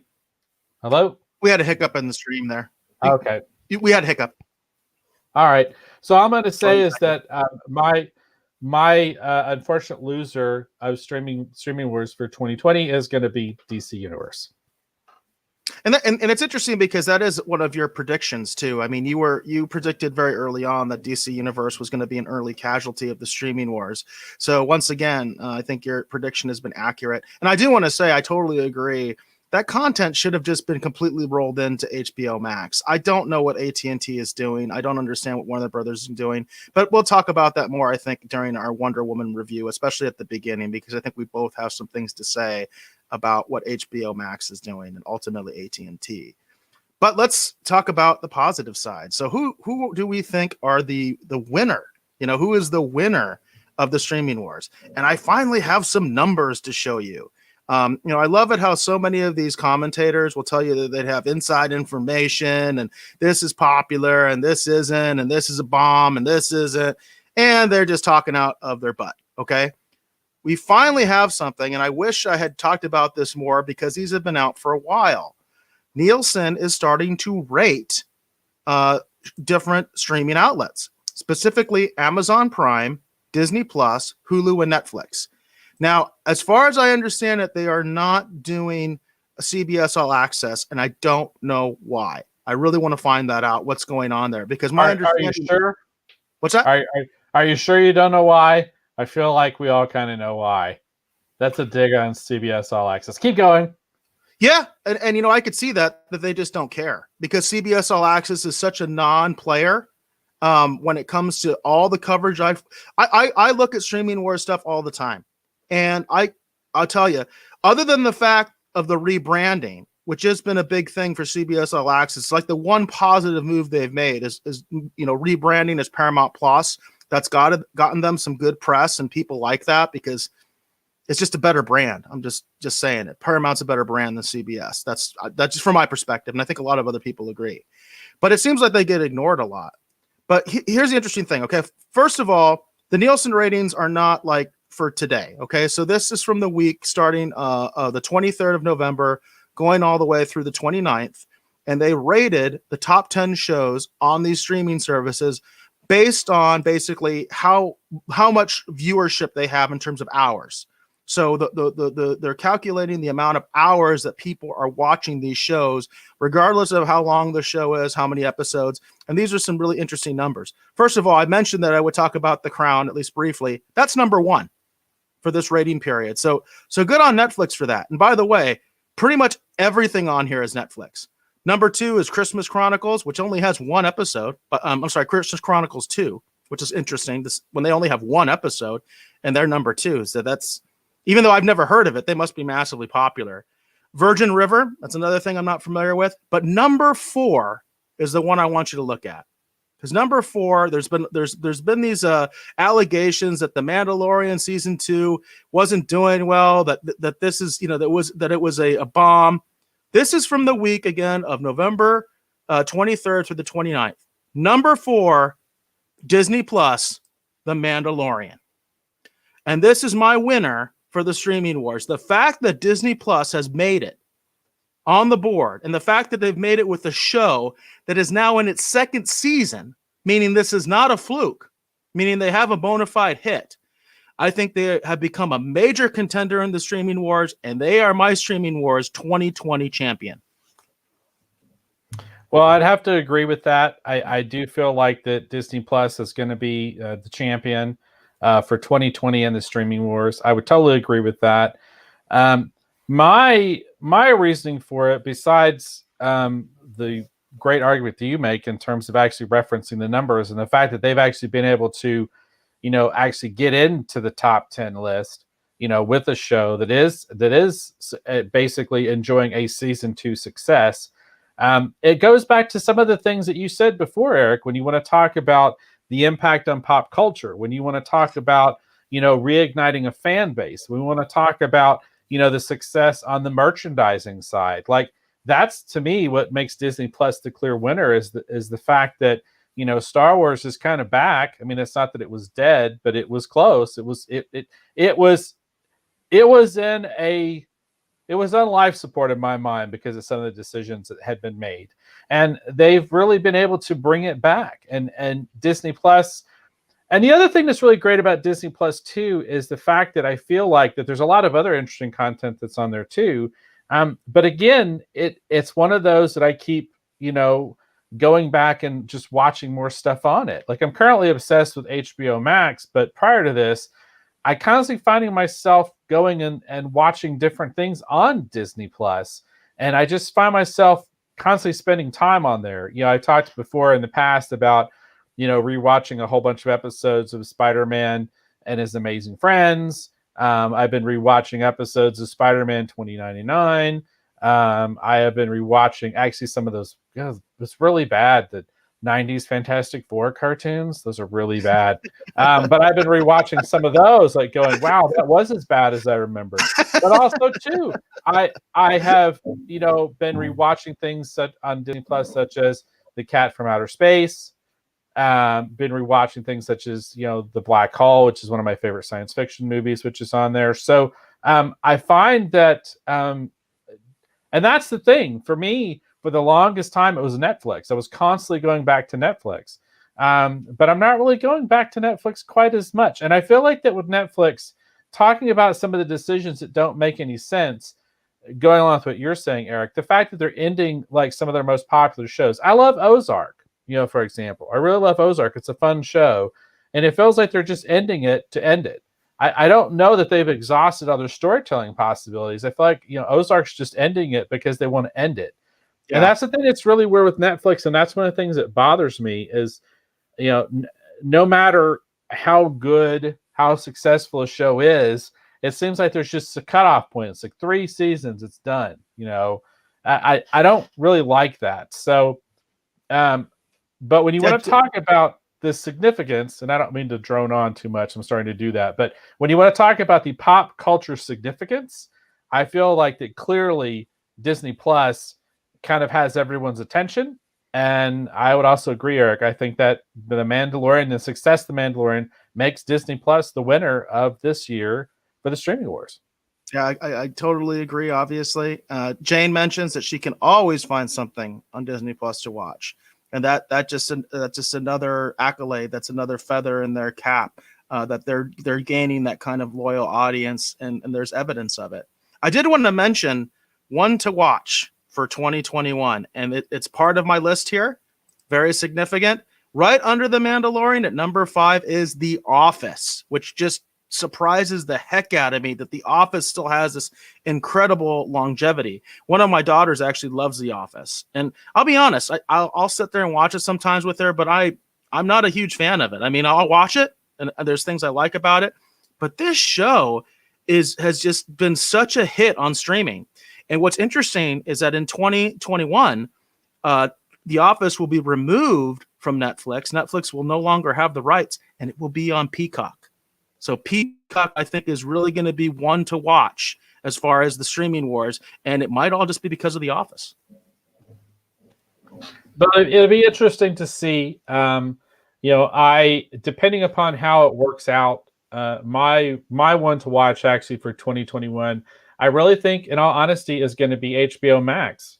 Just because I have been shocked at a lot of the fun content that I'm finding on HBO Max that, ironically enough, like I said, even though I had the DC Universe app and was a subscriber, there's a lot of stuff that somehow I just missed that I didn't even know was there. So, even though I feel like Wonder Woman 84 is an okay film that has some issues, I do feel like that I think the one that has the potential to make some interesting moves and some big moves actually in the coming year, I think the one to watch is going to be HBO Max, but there's definitely going to be some stiff competition because Disney Plus won this year, And if Disney Plus starts rolling out a lot of their content that they have, specifically when you look at some of their, most popular franchises, like for example, the MCU, all the Marvel content, they've got a lot of interesting stuff that's going to start hitting. So Yeah. it'll be curious to see how this all unfolds. But I'm of the opinion, I feel like that HBO Max might be the one to kind of look to see what they're doing.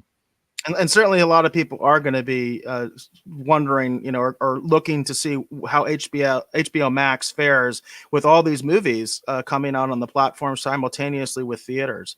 That they are going to be following this Wonder Woman 1984 model all the way until the next year. And that's what I think is going to be interesting to see. Very cool. Well, speaking of Wonder Woman, right? Yep. I think it's time. All right, so I'm going to try and get the show graphic up here. But yeah, we are going to be talking about Wonder Woman 84. That is going to be our review for this evening. If I can just get the graphic. Man, I tell you, I've had so many issues lately with my computer. Let's see. And by the way, it's interesting. I was thinking about this, and I can't remember a contemporary film that was like just coming out that we've reviewed since, I think, The Joker. I don't think we do this very often, where we actually talk about a movie that's just come out. Yeah, it is pretty rare. It is pretty rare here on the show that we actually do this. And it is an unusual thing for us, but I think it's just because of the pandemic, that we're kind of, we're having to tinker around with our release schedule and what we're doing, just like all the studios and everyone's having to do too. Like we're all having to kind of work around what's happening. I hope this image looks good on everyone's screen. It's a little bit blurrier than I originally. I think it looks great. All right, man, Gal Gadot is so gorgeous. I just have to say that. I mean, she is so gorgeous. All right, so let's go ahead. We're going to talk about our initial first impressions of the film. After we do that, then we're going to actually get into our spoiler-filled conversation. I'm going to try to go kind of quick because, again, like I said, we're probably going to wind up running a little long just because we had so much content to cover with this being our last episode of 2020. So let's go ahead and get right into it. So I've already kind of said, I feel like that, Wonder Woman 84, I enjoyed, but I did not love it as much as I hoped. I feel like the original Wonder Woman film is a far superior film. And my criticism I'm going to level at this movie, I've already discussed. I feel like that this film suffers from this problem that I've seen in a lot of films lately, that they confuse a high concept and they think it immediately equals high stakes. And I feel like sometimes that, sometimes we don't, as filmmakers, as creative professionals, and I'm guilty of this too. I mean, I'm not, immune to this, but sometimes that's why you need that person in the room who can kind of see what other people can't see and have that outside opinion, because it is very important not to confuse a high concept and immediately think that it equals high stakes, because that's not true. And I feel like that while I like this movie, I don't love it. And that's going to be my reason, is because I feel like that, it doesn't really have the stakes that the other film did. I feel like the other film had higher stakes and it had a more clear message and was just a far superior film. So Eric, tell me, what were your initial impressions of Wonder Woman 84? Well, I think I'm pretty much come to the same conclusion as you, but for different reasons. And I do want to take a step back because, this was basically my first time, I think, that I actually watched a movie on HBO Max, which is kind of interesting because I've had it for a while. HBO Max does have a problem that a lot of people don't realize they have access to HBO Max. Okay. I have an AT&T phone and therefore I have access to HBO Max, but I didn't know it until, I just kind of found it out later. Nobody told me when I bought my new phone. I never remember getting any kind of email or notification from AT&T and saying, hey, you have a free HBO Max account. You can watch this. And I think that that's one of the big problems that HBO Max has had for a while, is that a lot of people have access to it and they're not using it. It's going to be interesting to see if that changes at all as a result of the release of Wonder Woman 1984. But I agree with you wholeheartedly, Dave. I really think the original Wonder Woman was much better than this film. I think my reasons are a little different than yours, and I want to get into them a little bit more in the deep dive. But it's just, I love the original Wonder Woman film. And unlike a lot of people who nitpicked on the third act, I thought the third act was fine. I actually didn't realize, spoiler alert, I didn't realize, for the original Wonder Woman. Heck, I'll even go ahead and be nice to everybody and put the spoiler graphic there. Okay, you have been warned if you haven't seen the original Wonder Woman. I'm get the spoiler there. I didn't realize that was Ares. I legitimately was surprised. I know a lot of people weren't. I was. I thought that was neat. I thought that was a cool twist. I thought it was interesting that Ares was actually Wonder Woman's father. I thought that was all interesting, and I liked the third act, and I especially liked the heroic death of Steve Trevor and the fact that Steve Trevor, they didn't flip the script on him. In other words, they didn't suddenly make the main male character like some helpless sap just to be like get even with the male race or whatever. There's that agenda stuff that goes on, and Wonder Woman didn't do that. Steve Trevor was actually treated with immense respect, and he made this ultimate sacrifice that I thought was awesome. And that does kind of get into one of the reasons that 1984 doesn't work for me as well. Is I actually thought bringing Steve Trevor back was a bad idea. And the way they did it, they kind of cheated. They really did kind of cheat. At first, I was having trouble really understanding what was going on because it was a little weird. So it's like he came back, but he didn't, I guess is the best way you could say it. But it's like I felt like in some ways Steve Trevor coming back kind of took away from his heroic death in the original Wonder Woman film. Well, here's kind of my thing. Now that we got the spoiler graphic up again, you've been warned. We're going to get into a spoiler-filled conversation at this point. And I apologize if you hear my dogs barking in the background. I have no idea what's setting Ripley off. But anyhow, my big thing with this film, as opposed to the original film has this really amazing action set piece, whether they're in no man's land, and you feel for everything. Amazing scene, by the way. So many people love that scene of Wonder Woman, emerging from the trenches, leading the troops. It's an awesome scene. It's so Wonder Woman. You know what I mean? And it's great too because you really feel for everything that's happening. You understand Diana's connection to the people that are are basically their village has been overrun. The people are suffering, and you can feel why she wants to do this, why it's important. Like that's kind of what I'm talking about. Is like in the original film, you're always feeling like that there are stakes involved. Like someone has something to lose, right? And while they try to tell us that in this one, I just don't. As we get further into the overarching the overarching narrative of the film, and we get into a little Freudian slip there, Dave. Yeah, I feel like, and this is let me just get right into it. This is the thing that really kills me. This big action set piece that starts off the film after we see sort of their version of the challenge, from the original story. That I feel like that's what that was. That was a nod to the challenge that Wonder Woman wins as Diana, that eventually gets earns her the right to come to America, right, with Steve Trevor in the original Wonder Woman story. The challenge of heroes, or I forget what it's called. I know it has a name. I can't believe I'm blanking on it, but they give us kind of like, their version of that. And that's really cool. And I enjoyed that. But when we actually get into this scene that takes place in the mall, it's just kind of all over the place. And I don't understand what is going on. And it gets really weird because the villains are not really allowed to just be villains. These guys that are trying to pull this heist. And then there's one guy, for reasons that makes no sense, decides he's going to like threaten the life of this child. Yeah. And I'm like, and I don't feel any connection to anything that's happening. It's all over the place. And there's winking and nodding. And I'm just like, what in the hell is this? And what this reminded me of, and it's unfortunate, this whole opening scene, this it's funny because my wife loves Wonder Woman, and she said that this is the point in the movie that lost her, Oh, was wow. the scene at the mall. And that's pretty early in the movie. what this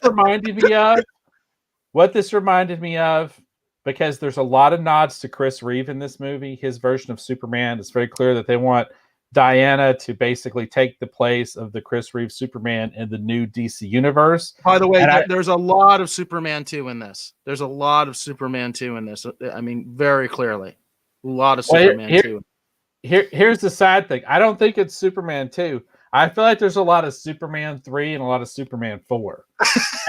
and I think that's the problem. This whole maybe with execution, but the premise is Superman 2. I understand. Losing her powers is Superman 2. You know? I get that. But the execution is what I'm talking about, Eric, because it's Superman 3 or 4, and Superman 4, because that's the problem. It's like, but by the way, I don't hate those films. I just want to put that out there. I actually don't hate either. Superman 4 or Superman 3, but I revisit Superman 3 quite a bit, the one with Richard Pryor. I find myself rewatching that film a lot. There's a lot about that movie that I really, really enjoy. And it has a really great dramatic moment, you know, where Clark Kent fights Superman, right? Like, that's a really great. You wounded Jane somewhere along the way. She said, "Ouch, Dave." Sorry, Mom. You said wounded her.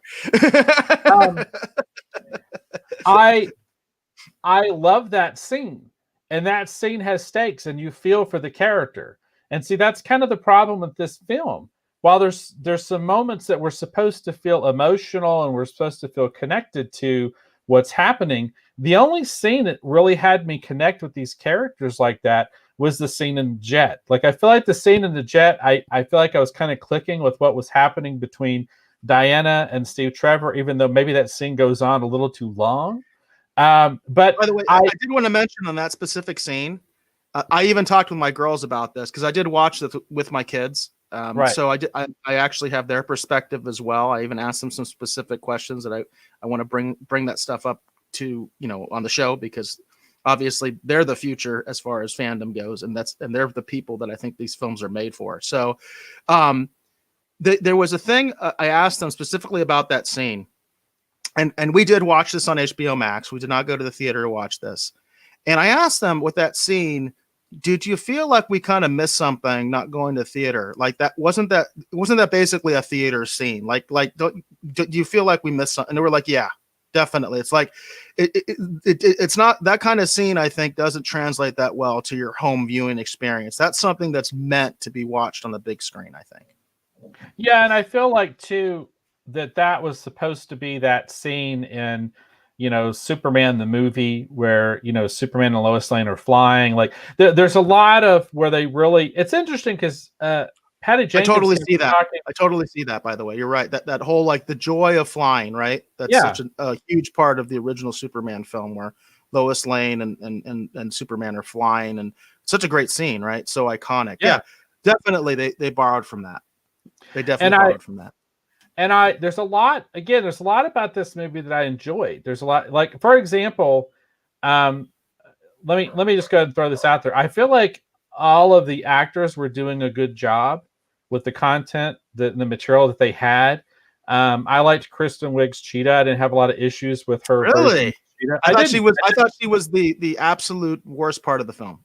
Personally, I didn't think she was. I feel like that they weren't quite sure what to do with her, and that's the problem. I just don't think she's a good actress. I'm just going to put it out there. I just don't think I think she was the absolute wrong casting for this. I really just feel that strongly that this was really bad casting for her.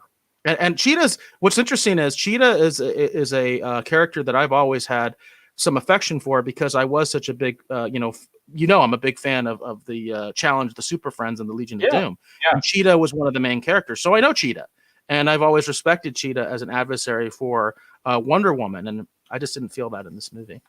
You know, it's funny to me that I feel like Cheetah is one of those characters that if they would have gotten right, Cheetah could have broke through in a really big way, because everyone I talk to loves the character of Cheetah as a villain, and everyone has this association and attachment. I remember talking to some people, and they talked about how much They enjoyed just seeing Cheetah just briefly at the end of that Wonder Woman animated film from several years ago, and they wish they had gotten more of that. And that's where I'm going to fall on this particular film. I feel like that this is a huge missed opportunity.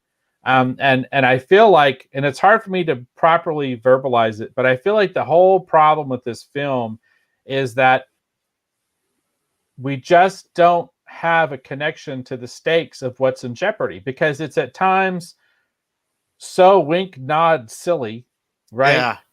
And because the action scenes are done in the way that they're doing, and because they don't feel grounded, I never really feel for anyone like in terms of like that they're in jeopardy. And then by the time you get to the end of the film, I'm like, okay, what is the rules for the Dreamstone? What is the rules for that?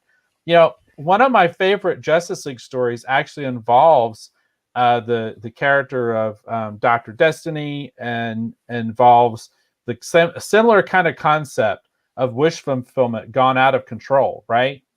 And I've worked on stories that kind of play out this idea that someone wanted to change something and it irrevocably, causes all this calamity in its wake. Whether you want to talk about Flashpoint, that's a classic theme. There's lots Right. of stories beyond the monkey's paw, which obviously this is based on. There's other stories that are like that I can think of in my head, and I can't remember the names of them. But I remember reading all these stories in English class, reading class, and that's a major theme, is the idea of this sort of wish fulfillment, but at a terrible cost. Right. And so here's my big thing, and I'll try not to wax put it because I know we're running a little long, but my big problem is kind of funny because it's a similar issue I had with Endgame. Endgame, the time travel to me doesn't make sense. So the difference is with Endgame is I'm so connected to those characters and I feel the stakes so much. I overlook the problems that I don't completely understand the time travel, and I'm okay to go along with the story, and I love Endgame, right? But the problem with Wonder Woman 84 is that I don't feel like there's stakes. I don't really feel like people are really in the jeopardy that maybe they should be in. And then it gets even worse because it's like, I really don't understand how the Dreamstone works. Like, it doesn't make any sense to me. Like, at one point, Max Lord has to touch people for it to work, and then towards the end of the film, it's like he's just on TV and everyone's somehow able to connect with him. That doesn't make any sense. You see him constantly laying hands on people, right? Like a televangelist idea, right? They kept changing the rules, and I agree with you 100%. It's very, very confusing because I had this experience, and I was even talking to my girls as I was watching the film. Was I like, wait a second, I thought it worked this way. You know what I mean? That doesn't make any sense. And it feels like they're constantly changing the rules on you because the writers don't have any better idea than the audience about how the hell any of this works. And that, at the end of the day, that's what I feel like. I feel like there's too much high concept, and they just immediately think that because they have a high concept, that immediately it equals high stakes. And the problem is, I don't really feel the stakes. I don't really feel like what's really in jeopardy. And by the way, along those lines, this is a prequel. This is a period piece, and this is a prequel. There are other movies that came out after this timeline, like obviously, Man of Steel, Batman versus Superman, Justice League. These are all films that establish how the world is later after the events of this. So we know the world doesn't blow up, right? We know that. So why even go there? And see, why even go there? And that's kind of my thing with this film, is that it's like it's not sure what it's trying to do. And then when you try to anchor it with just this stuff that doesn't feel real, unlike the original film, man, that scene in No Man's Land, man, I felt like I was there. Like, I was worried for Wonder Woman. I was worried for the soldiers. I was worried for the people in the village, and when they come storming into the town, I'm with them, right? Like, I'm like, yeah, let's save these people. Let's I'm with them on the journey. And with this film, I just felt like I'm watching a series of disjointed events, and it's so pie in the sky, high concept, without any grounding for rules that I can understand, that I never at any point feel like that there's any real jeopardy. there's no stakes. There's no real tangible stakes. So that's my whole thing. It's good. It's not great. It's got a lot of problems. I feel like a lot of the actors are doing a great job. I enjoyed watching everyone. Gal Gadot is great as Wonder Woman. I really love her as Wonder Woman. But it doesn't make any sense because at one point the Dreamstone can manifest a wall out of nothing and almost turn back time, right? But then Steve Trevor has to channel through somebody else's body. Why didn't he just? That. I was very doesn't make confused any about sense. that. I was It very doesn't make any confused sense. about that. And again, I think it's because ultimately the writers had no better idea than you or I how any of this works. They're just kind of throwing stuff against the wall and hoping it sticks and that you're not going to notice all these little problems. But I do want to go back to the fact that you mentioned about the stakes. And I feel like there's a way that they could have fixed the stakes problem very easily. And all they had to do was copy the formula from the first movie. So in the first movie, as you mentioned, it takes place during World War I. And World War I was a real event and obviously a very high stakes event. It's the First World War, right? Changed thing. We are still dealing with the repercussions of World War I to this day, directly. You know what I mean? Directly. The fall of empires, the rise of communism. So many things happened in World War I. It was a pivotal moment. And what they did was they took this very pivotal moment in history. They highly fictionalized it, right? What's going on with the gas and stuff like that. Yes, they had gas warfare, but they weren't really doing what they were doing there. They didn't have this crazy scientist lady. They embellished it, right? But they still took a real event with real stakes that we all know had real stakes. Everybody knows about World War I, right? What they really messed up with Wonder Woman 1984 is this is once again a period piece, okay? And they didn't connect it to anything. I feel like that is one of I'm like really struggling. Like, why didn't you connect this to anything? You know what I mean? Why didn't you connect this to any big event from the 80s? You know what I mean? Something that was going on at that time that was something that everybody could connect to and would kind of help you put those stakes, right? They would help you have some stakes in this movie. I don't understand why they didn't do that. And all I can think of is that they couldn't think of something that they wanted to connect directly to the movie. Like, it just, to me, it seemed like this sort of like parody of the 1980s instead of actually being like a real period piece where something that was actually happening then could be exploited. And I think that was one of their main mistakes with this film was that they did not connect it to any real historical event. See, in one of my favorite superhero films or comic book inspired films is actually X-Men First Class. And one of the things I love about X-Men First Class is how it is basically attached not just to the 60s and what was happening in the 60s, but it actually very much has a lot to do with the Cuban Missile Crisis and the final set piece. And you really kind of feel the drama because you understand the backdrop for what's going on. And you really get wrapped up in it because you begin to really go, in your mind, you go, well, what would have happened during the Cuban Missile Crisis if the X-Men had been involved, right? Like, it's purely fictional, right? Like, those series of events didn't happen. But when everything's going on and that Blackbird comes flying in, and you see Magneto and everyone trying to work together to avert the Cuban Missile Crisis, you know what I mean? It's like, wow, yes, this I know exactly really what cool. you mean. And you've understood my point completely. And I really feel like that's like a no-brainer. You know what I mean? This is a period piece. So why not take something that happened in 1984, even just around 1984, or you could change it to 85, 86, whatever it is, whatever events you want, whatever year it actually happened, and do something. There's all sorts of stuff that happened during the 80s that were big events. Granted, we didn't have like a big knockout, drag out war, during the 80s, although the Afghanistan war was raging in the 80s, which has repercussions to this day. There's the Beirut bombing, there's the invasion of Grenada, later in the 80s, there was the invasion of Panama. There was a lot of stuff going on in the 80s. You know what I mean? So it's like, and you could go completely different. You could go with something like, I don't know, like Chernobyl or something like that. There's lots of stuff you could have gone to. And it just felt like they were like, nah, we're not going to do that. We're just going to create this caricature of the 80s and hope that people like it. Well, and that's the thing. That's the thing I'm most surprised at, because it's weird, because I could see some people looking at this film and go, oh, well, this has the too many villain problem, because of the way the execution comes out at the end of the day, because it's like, well, maybe Wonder Woman 84 didn't need Max Lord and Cheetah. Because it's weird, because I feel like if they'd maybe focus, just if you can't figure out a way to make this work, as in the world is in jeopardy, and have it pay off, why didn't they just focus on just Diana and Barbara? Why don't we just focus on Wonder Woman and Cheetah? And just focus on, because that's the thing. It's like I feel like Cheetah as a character was poised to break through.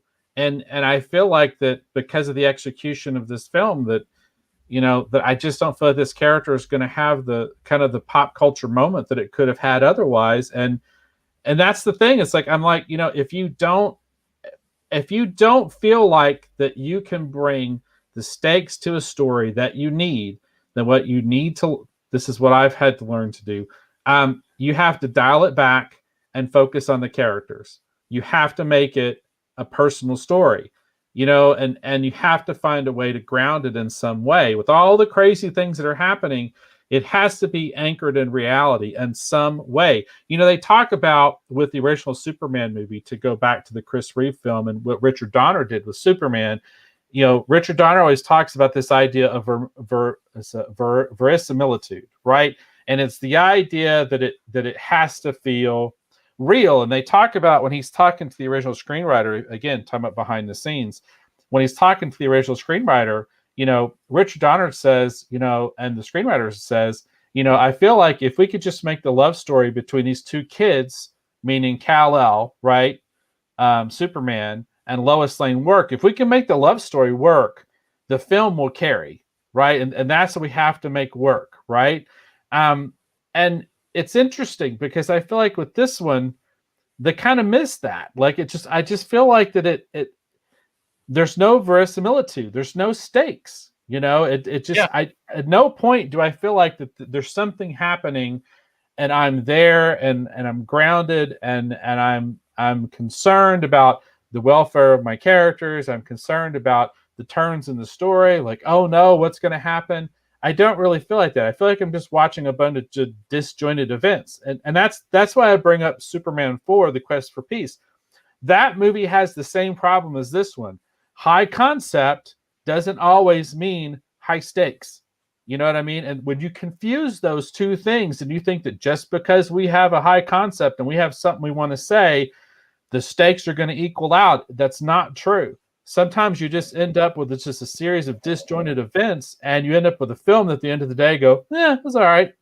Exactly. No, I totally agree with you. And I think you explained that really, really well. And I love that concept. I think you really hit the nail on the head. And again, I just point back to the fact is we all know that Earth didn't blow up in 1984, whether in reality or in the continuity of the DCEU or whatever you want to call it, because there are movies that happened after this. So I think it would have been better, if you're right, if they had focused more on something more personal, where the stakes was really not about the world, you know what I mean? Or even Steve Trevor, because we also know Steve Trevor's not around, right? Later, we know that. Right. So there's no stake there either. This is just sort of a one shot for that. It probably would have been better if they had just focused maybe on the redemption of of Cheetah or something like that, or the fact that she's not going to be redeemed, so we're going to see her later as a villain, you know what I mean? Or even dealing with the Pedro Pascal's character. I don't even remember the name of it. Something Max along those lines, where it's more about sort of the where the stake really becomes like, is this guy going to make it or not? And one of the issues with that was, for me, that character wasn't really sympathetic. And so you didn't really care whether he lived or died. In fact, the fact that he lived, I could kind of feel like we were just all like, okay, whatever. You know what I mean? So it's like, because you don't feel for that character. You don't really sympathize with them. They don't.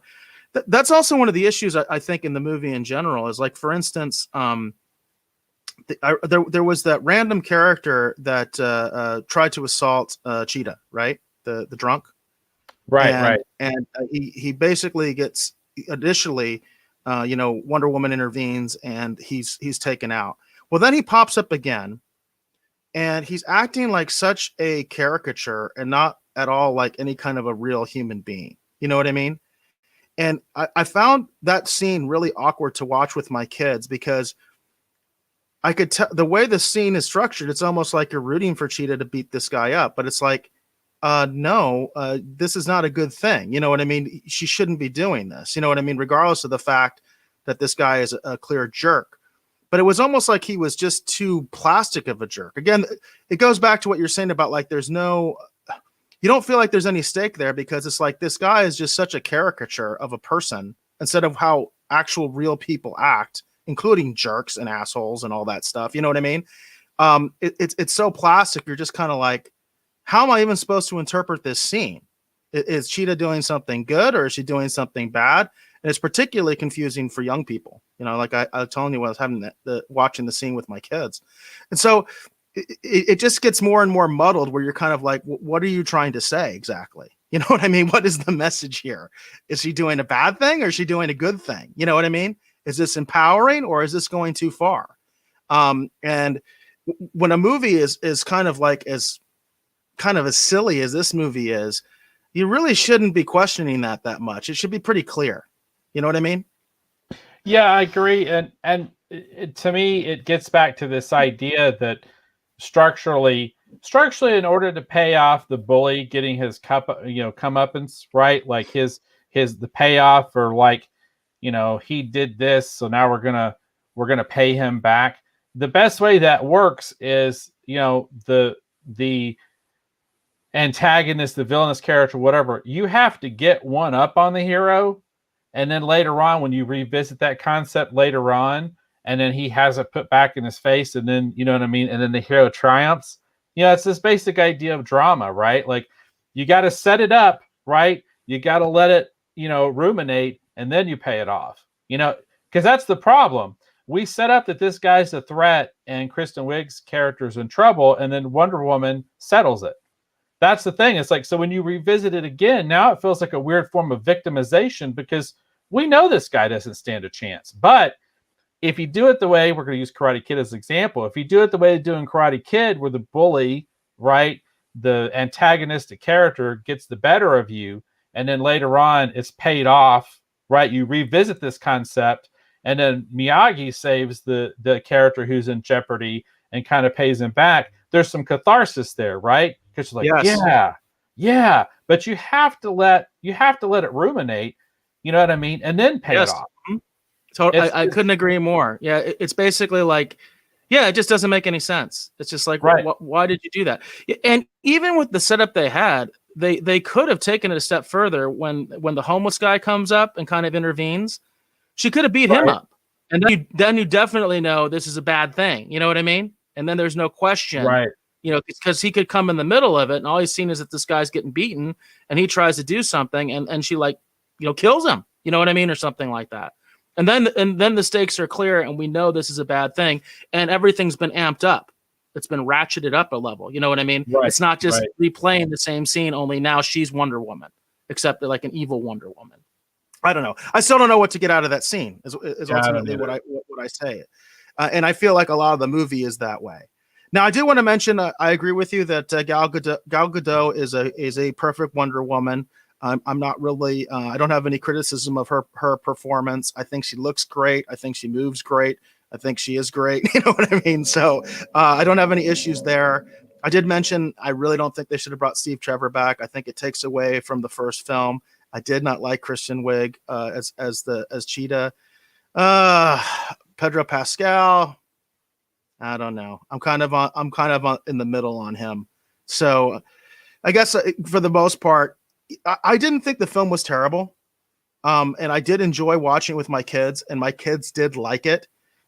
Interestingly enough, two of them were like, they couldn't decide whether they liked one better or this one better. One of them did say that she liked this one better, which surprised me. But overall, I think it's a passable film, and it's fun to watch with your kids, but I'm not going to watch it again. Yeah, I'm kind of in that same boat. My wife and I, we actually tried to rewatch it, and at one point we just kind of decided we were done. And that's kind of sad. That is sad. That is sad.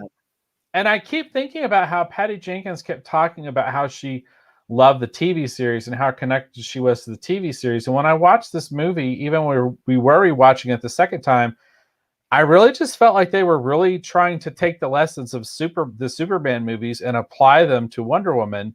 And I didn't really see the influence. Now, of course, there's the Linda Carter, little scene tag at the end, which is What kind did you of think fun. about that, by the way? Did you like that, or what did you think of that?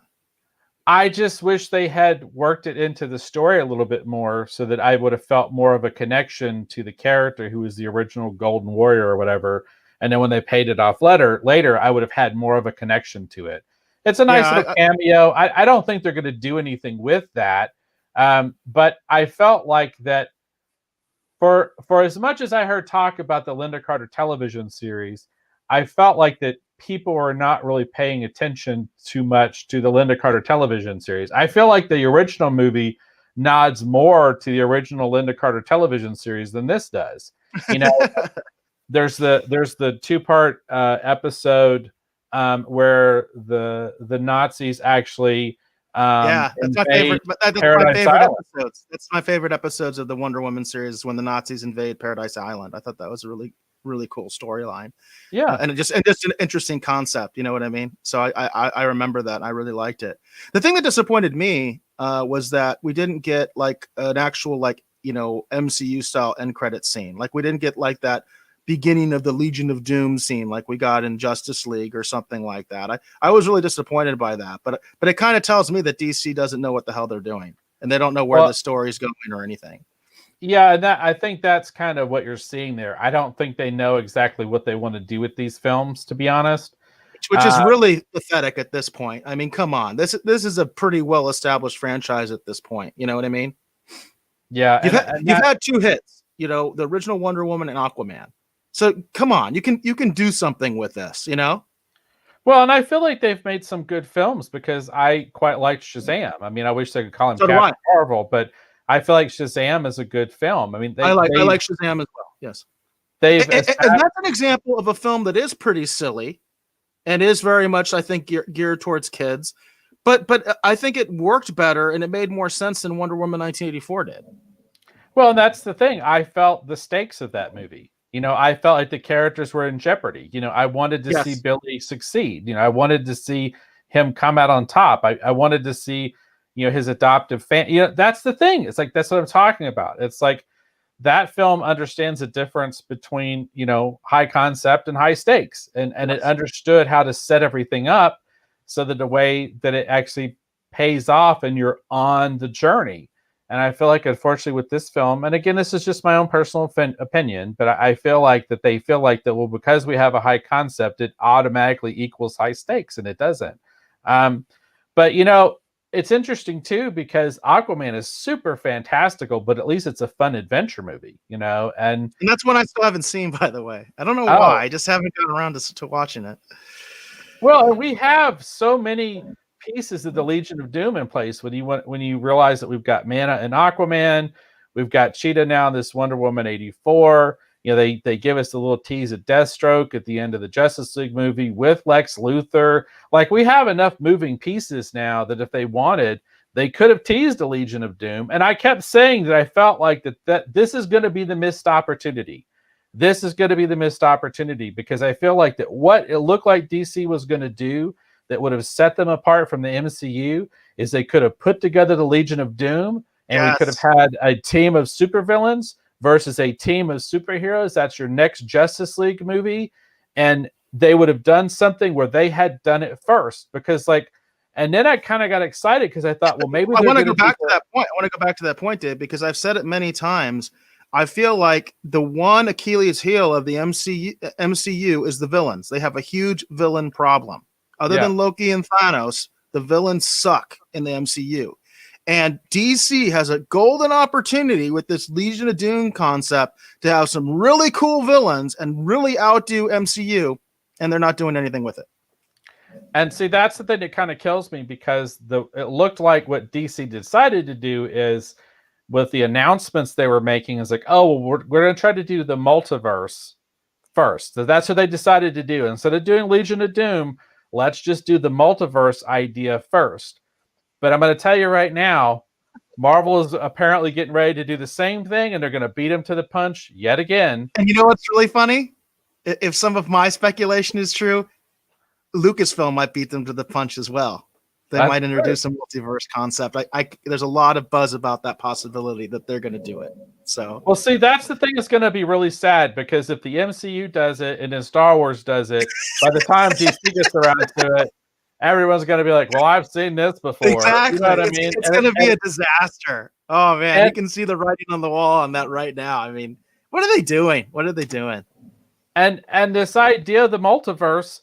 This is an idea that was unique to the DC universe. This is something that DC Comics was doing way before anyone else was even thinking about it. You know, they were pioneers in this idea of the multiverse and different realities. You know, going back to when they used to do the stories about the Justice League teaming up with the JSA and the Flash of Two Worlds. And, you know, it's like they pioneered this concept. And if they're not careful, by the time they get around to it, it's going to seem like old hat. And I'm even beginning to hear rumors. Funny, that's what happened to Wonder Woman too, because I know for sure. I haven't heard anybody specifically say it, but I just know it. The reason Wonder Woman is in World War I is because Marvel beat DC to the punch with Captain Marvel and had him fighting in World War II. And I guarantee you the suits at Warner Brothers were like, we can't do World War II because everybody's going to be thinking that we ripped off Captain America, that Wonder Woman is like a female Captain America. That's why they did World War I. Right. And I'm hearing rumblings. I'm hearing rumors. Again, this is just rumors. Again, we're in the spoiler conversation that Marvel has an interest in trying to put together the Thunderbolts.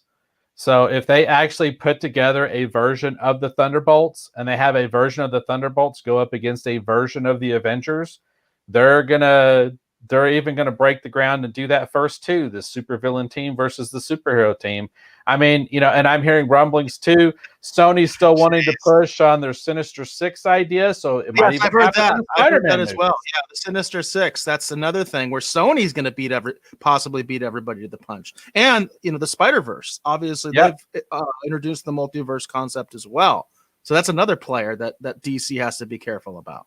Yeah, I feel like that, you know, that it just kills me because it's like a lot of these concepts, they originate at DC, but Marvel's going to wind up doing them first. It kills me too, because I am a DC guy. I mean, I like Marvel as well. I don't have anything against Marvel. I love a lot of the Marvel characters. I think the MCU is awesome, but ultimately I am a DC guy. My top tier superheroes are Superman, Batman, and Wonder Woman, straight up, you know, and I like Green Lantern. I like the Flash. It's DC all the way for me. And I just hate seeing the brand be mishandled.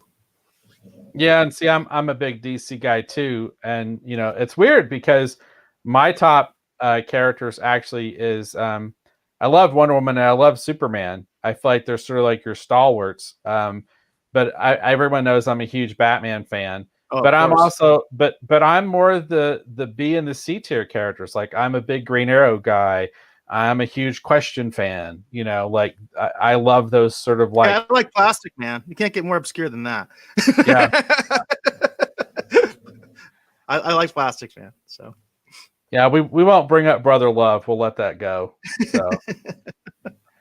All right. Well, very cool. Do you have anything else you want to add to Wonder Woman 84, or do we feel I think you've stated the case, I think, very well. And I think ultimately it's like, yeah, this is a passable film, but it's not one that I think many people are going to be, you know, watching over and over again. It's certainly not going to have the impact of the first one.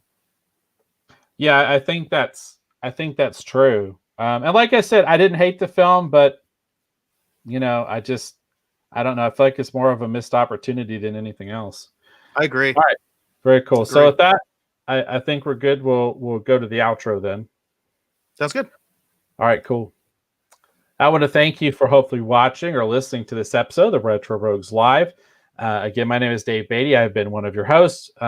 If you're interested to see more of my work or actually possibly consider purchasing a Retro Rogues Live t-shirt and supporting what we're doing here on the show, you can see some of that, learn more about that, as well as see what we have to offer over at kirbytees.com. That's KIRBYTS.com. Maybe go check that out today.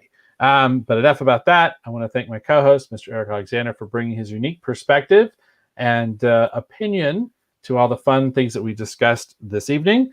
Eric, please tell the folks hopefully watching or listening at home where they can learn more about you on the interwebs.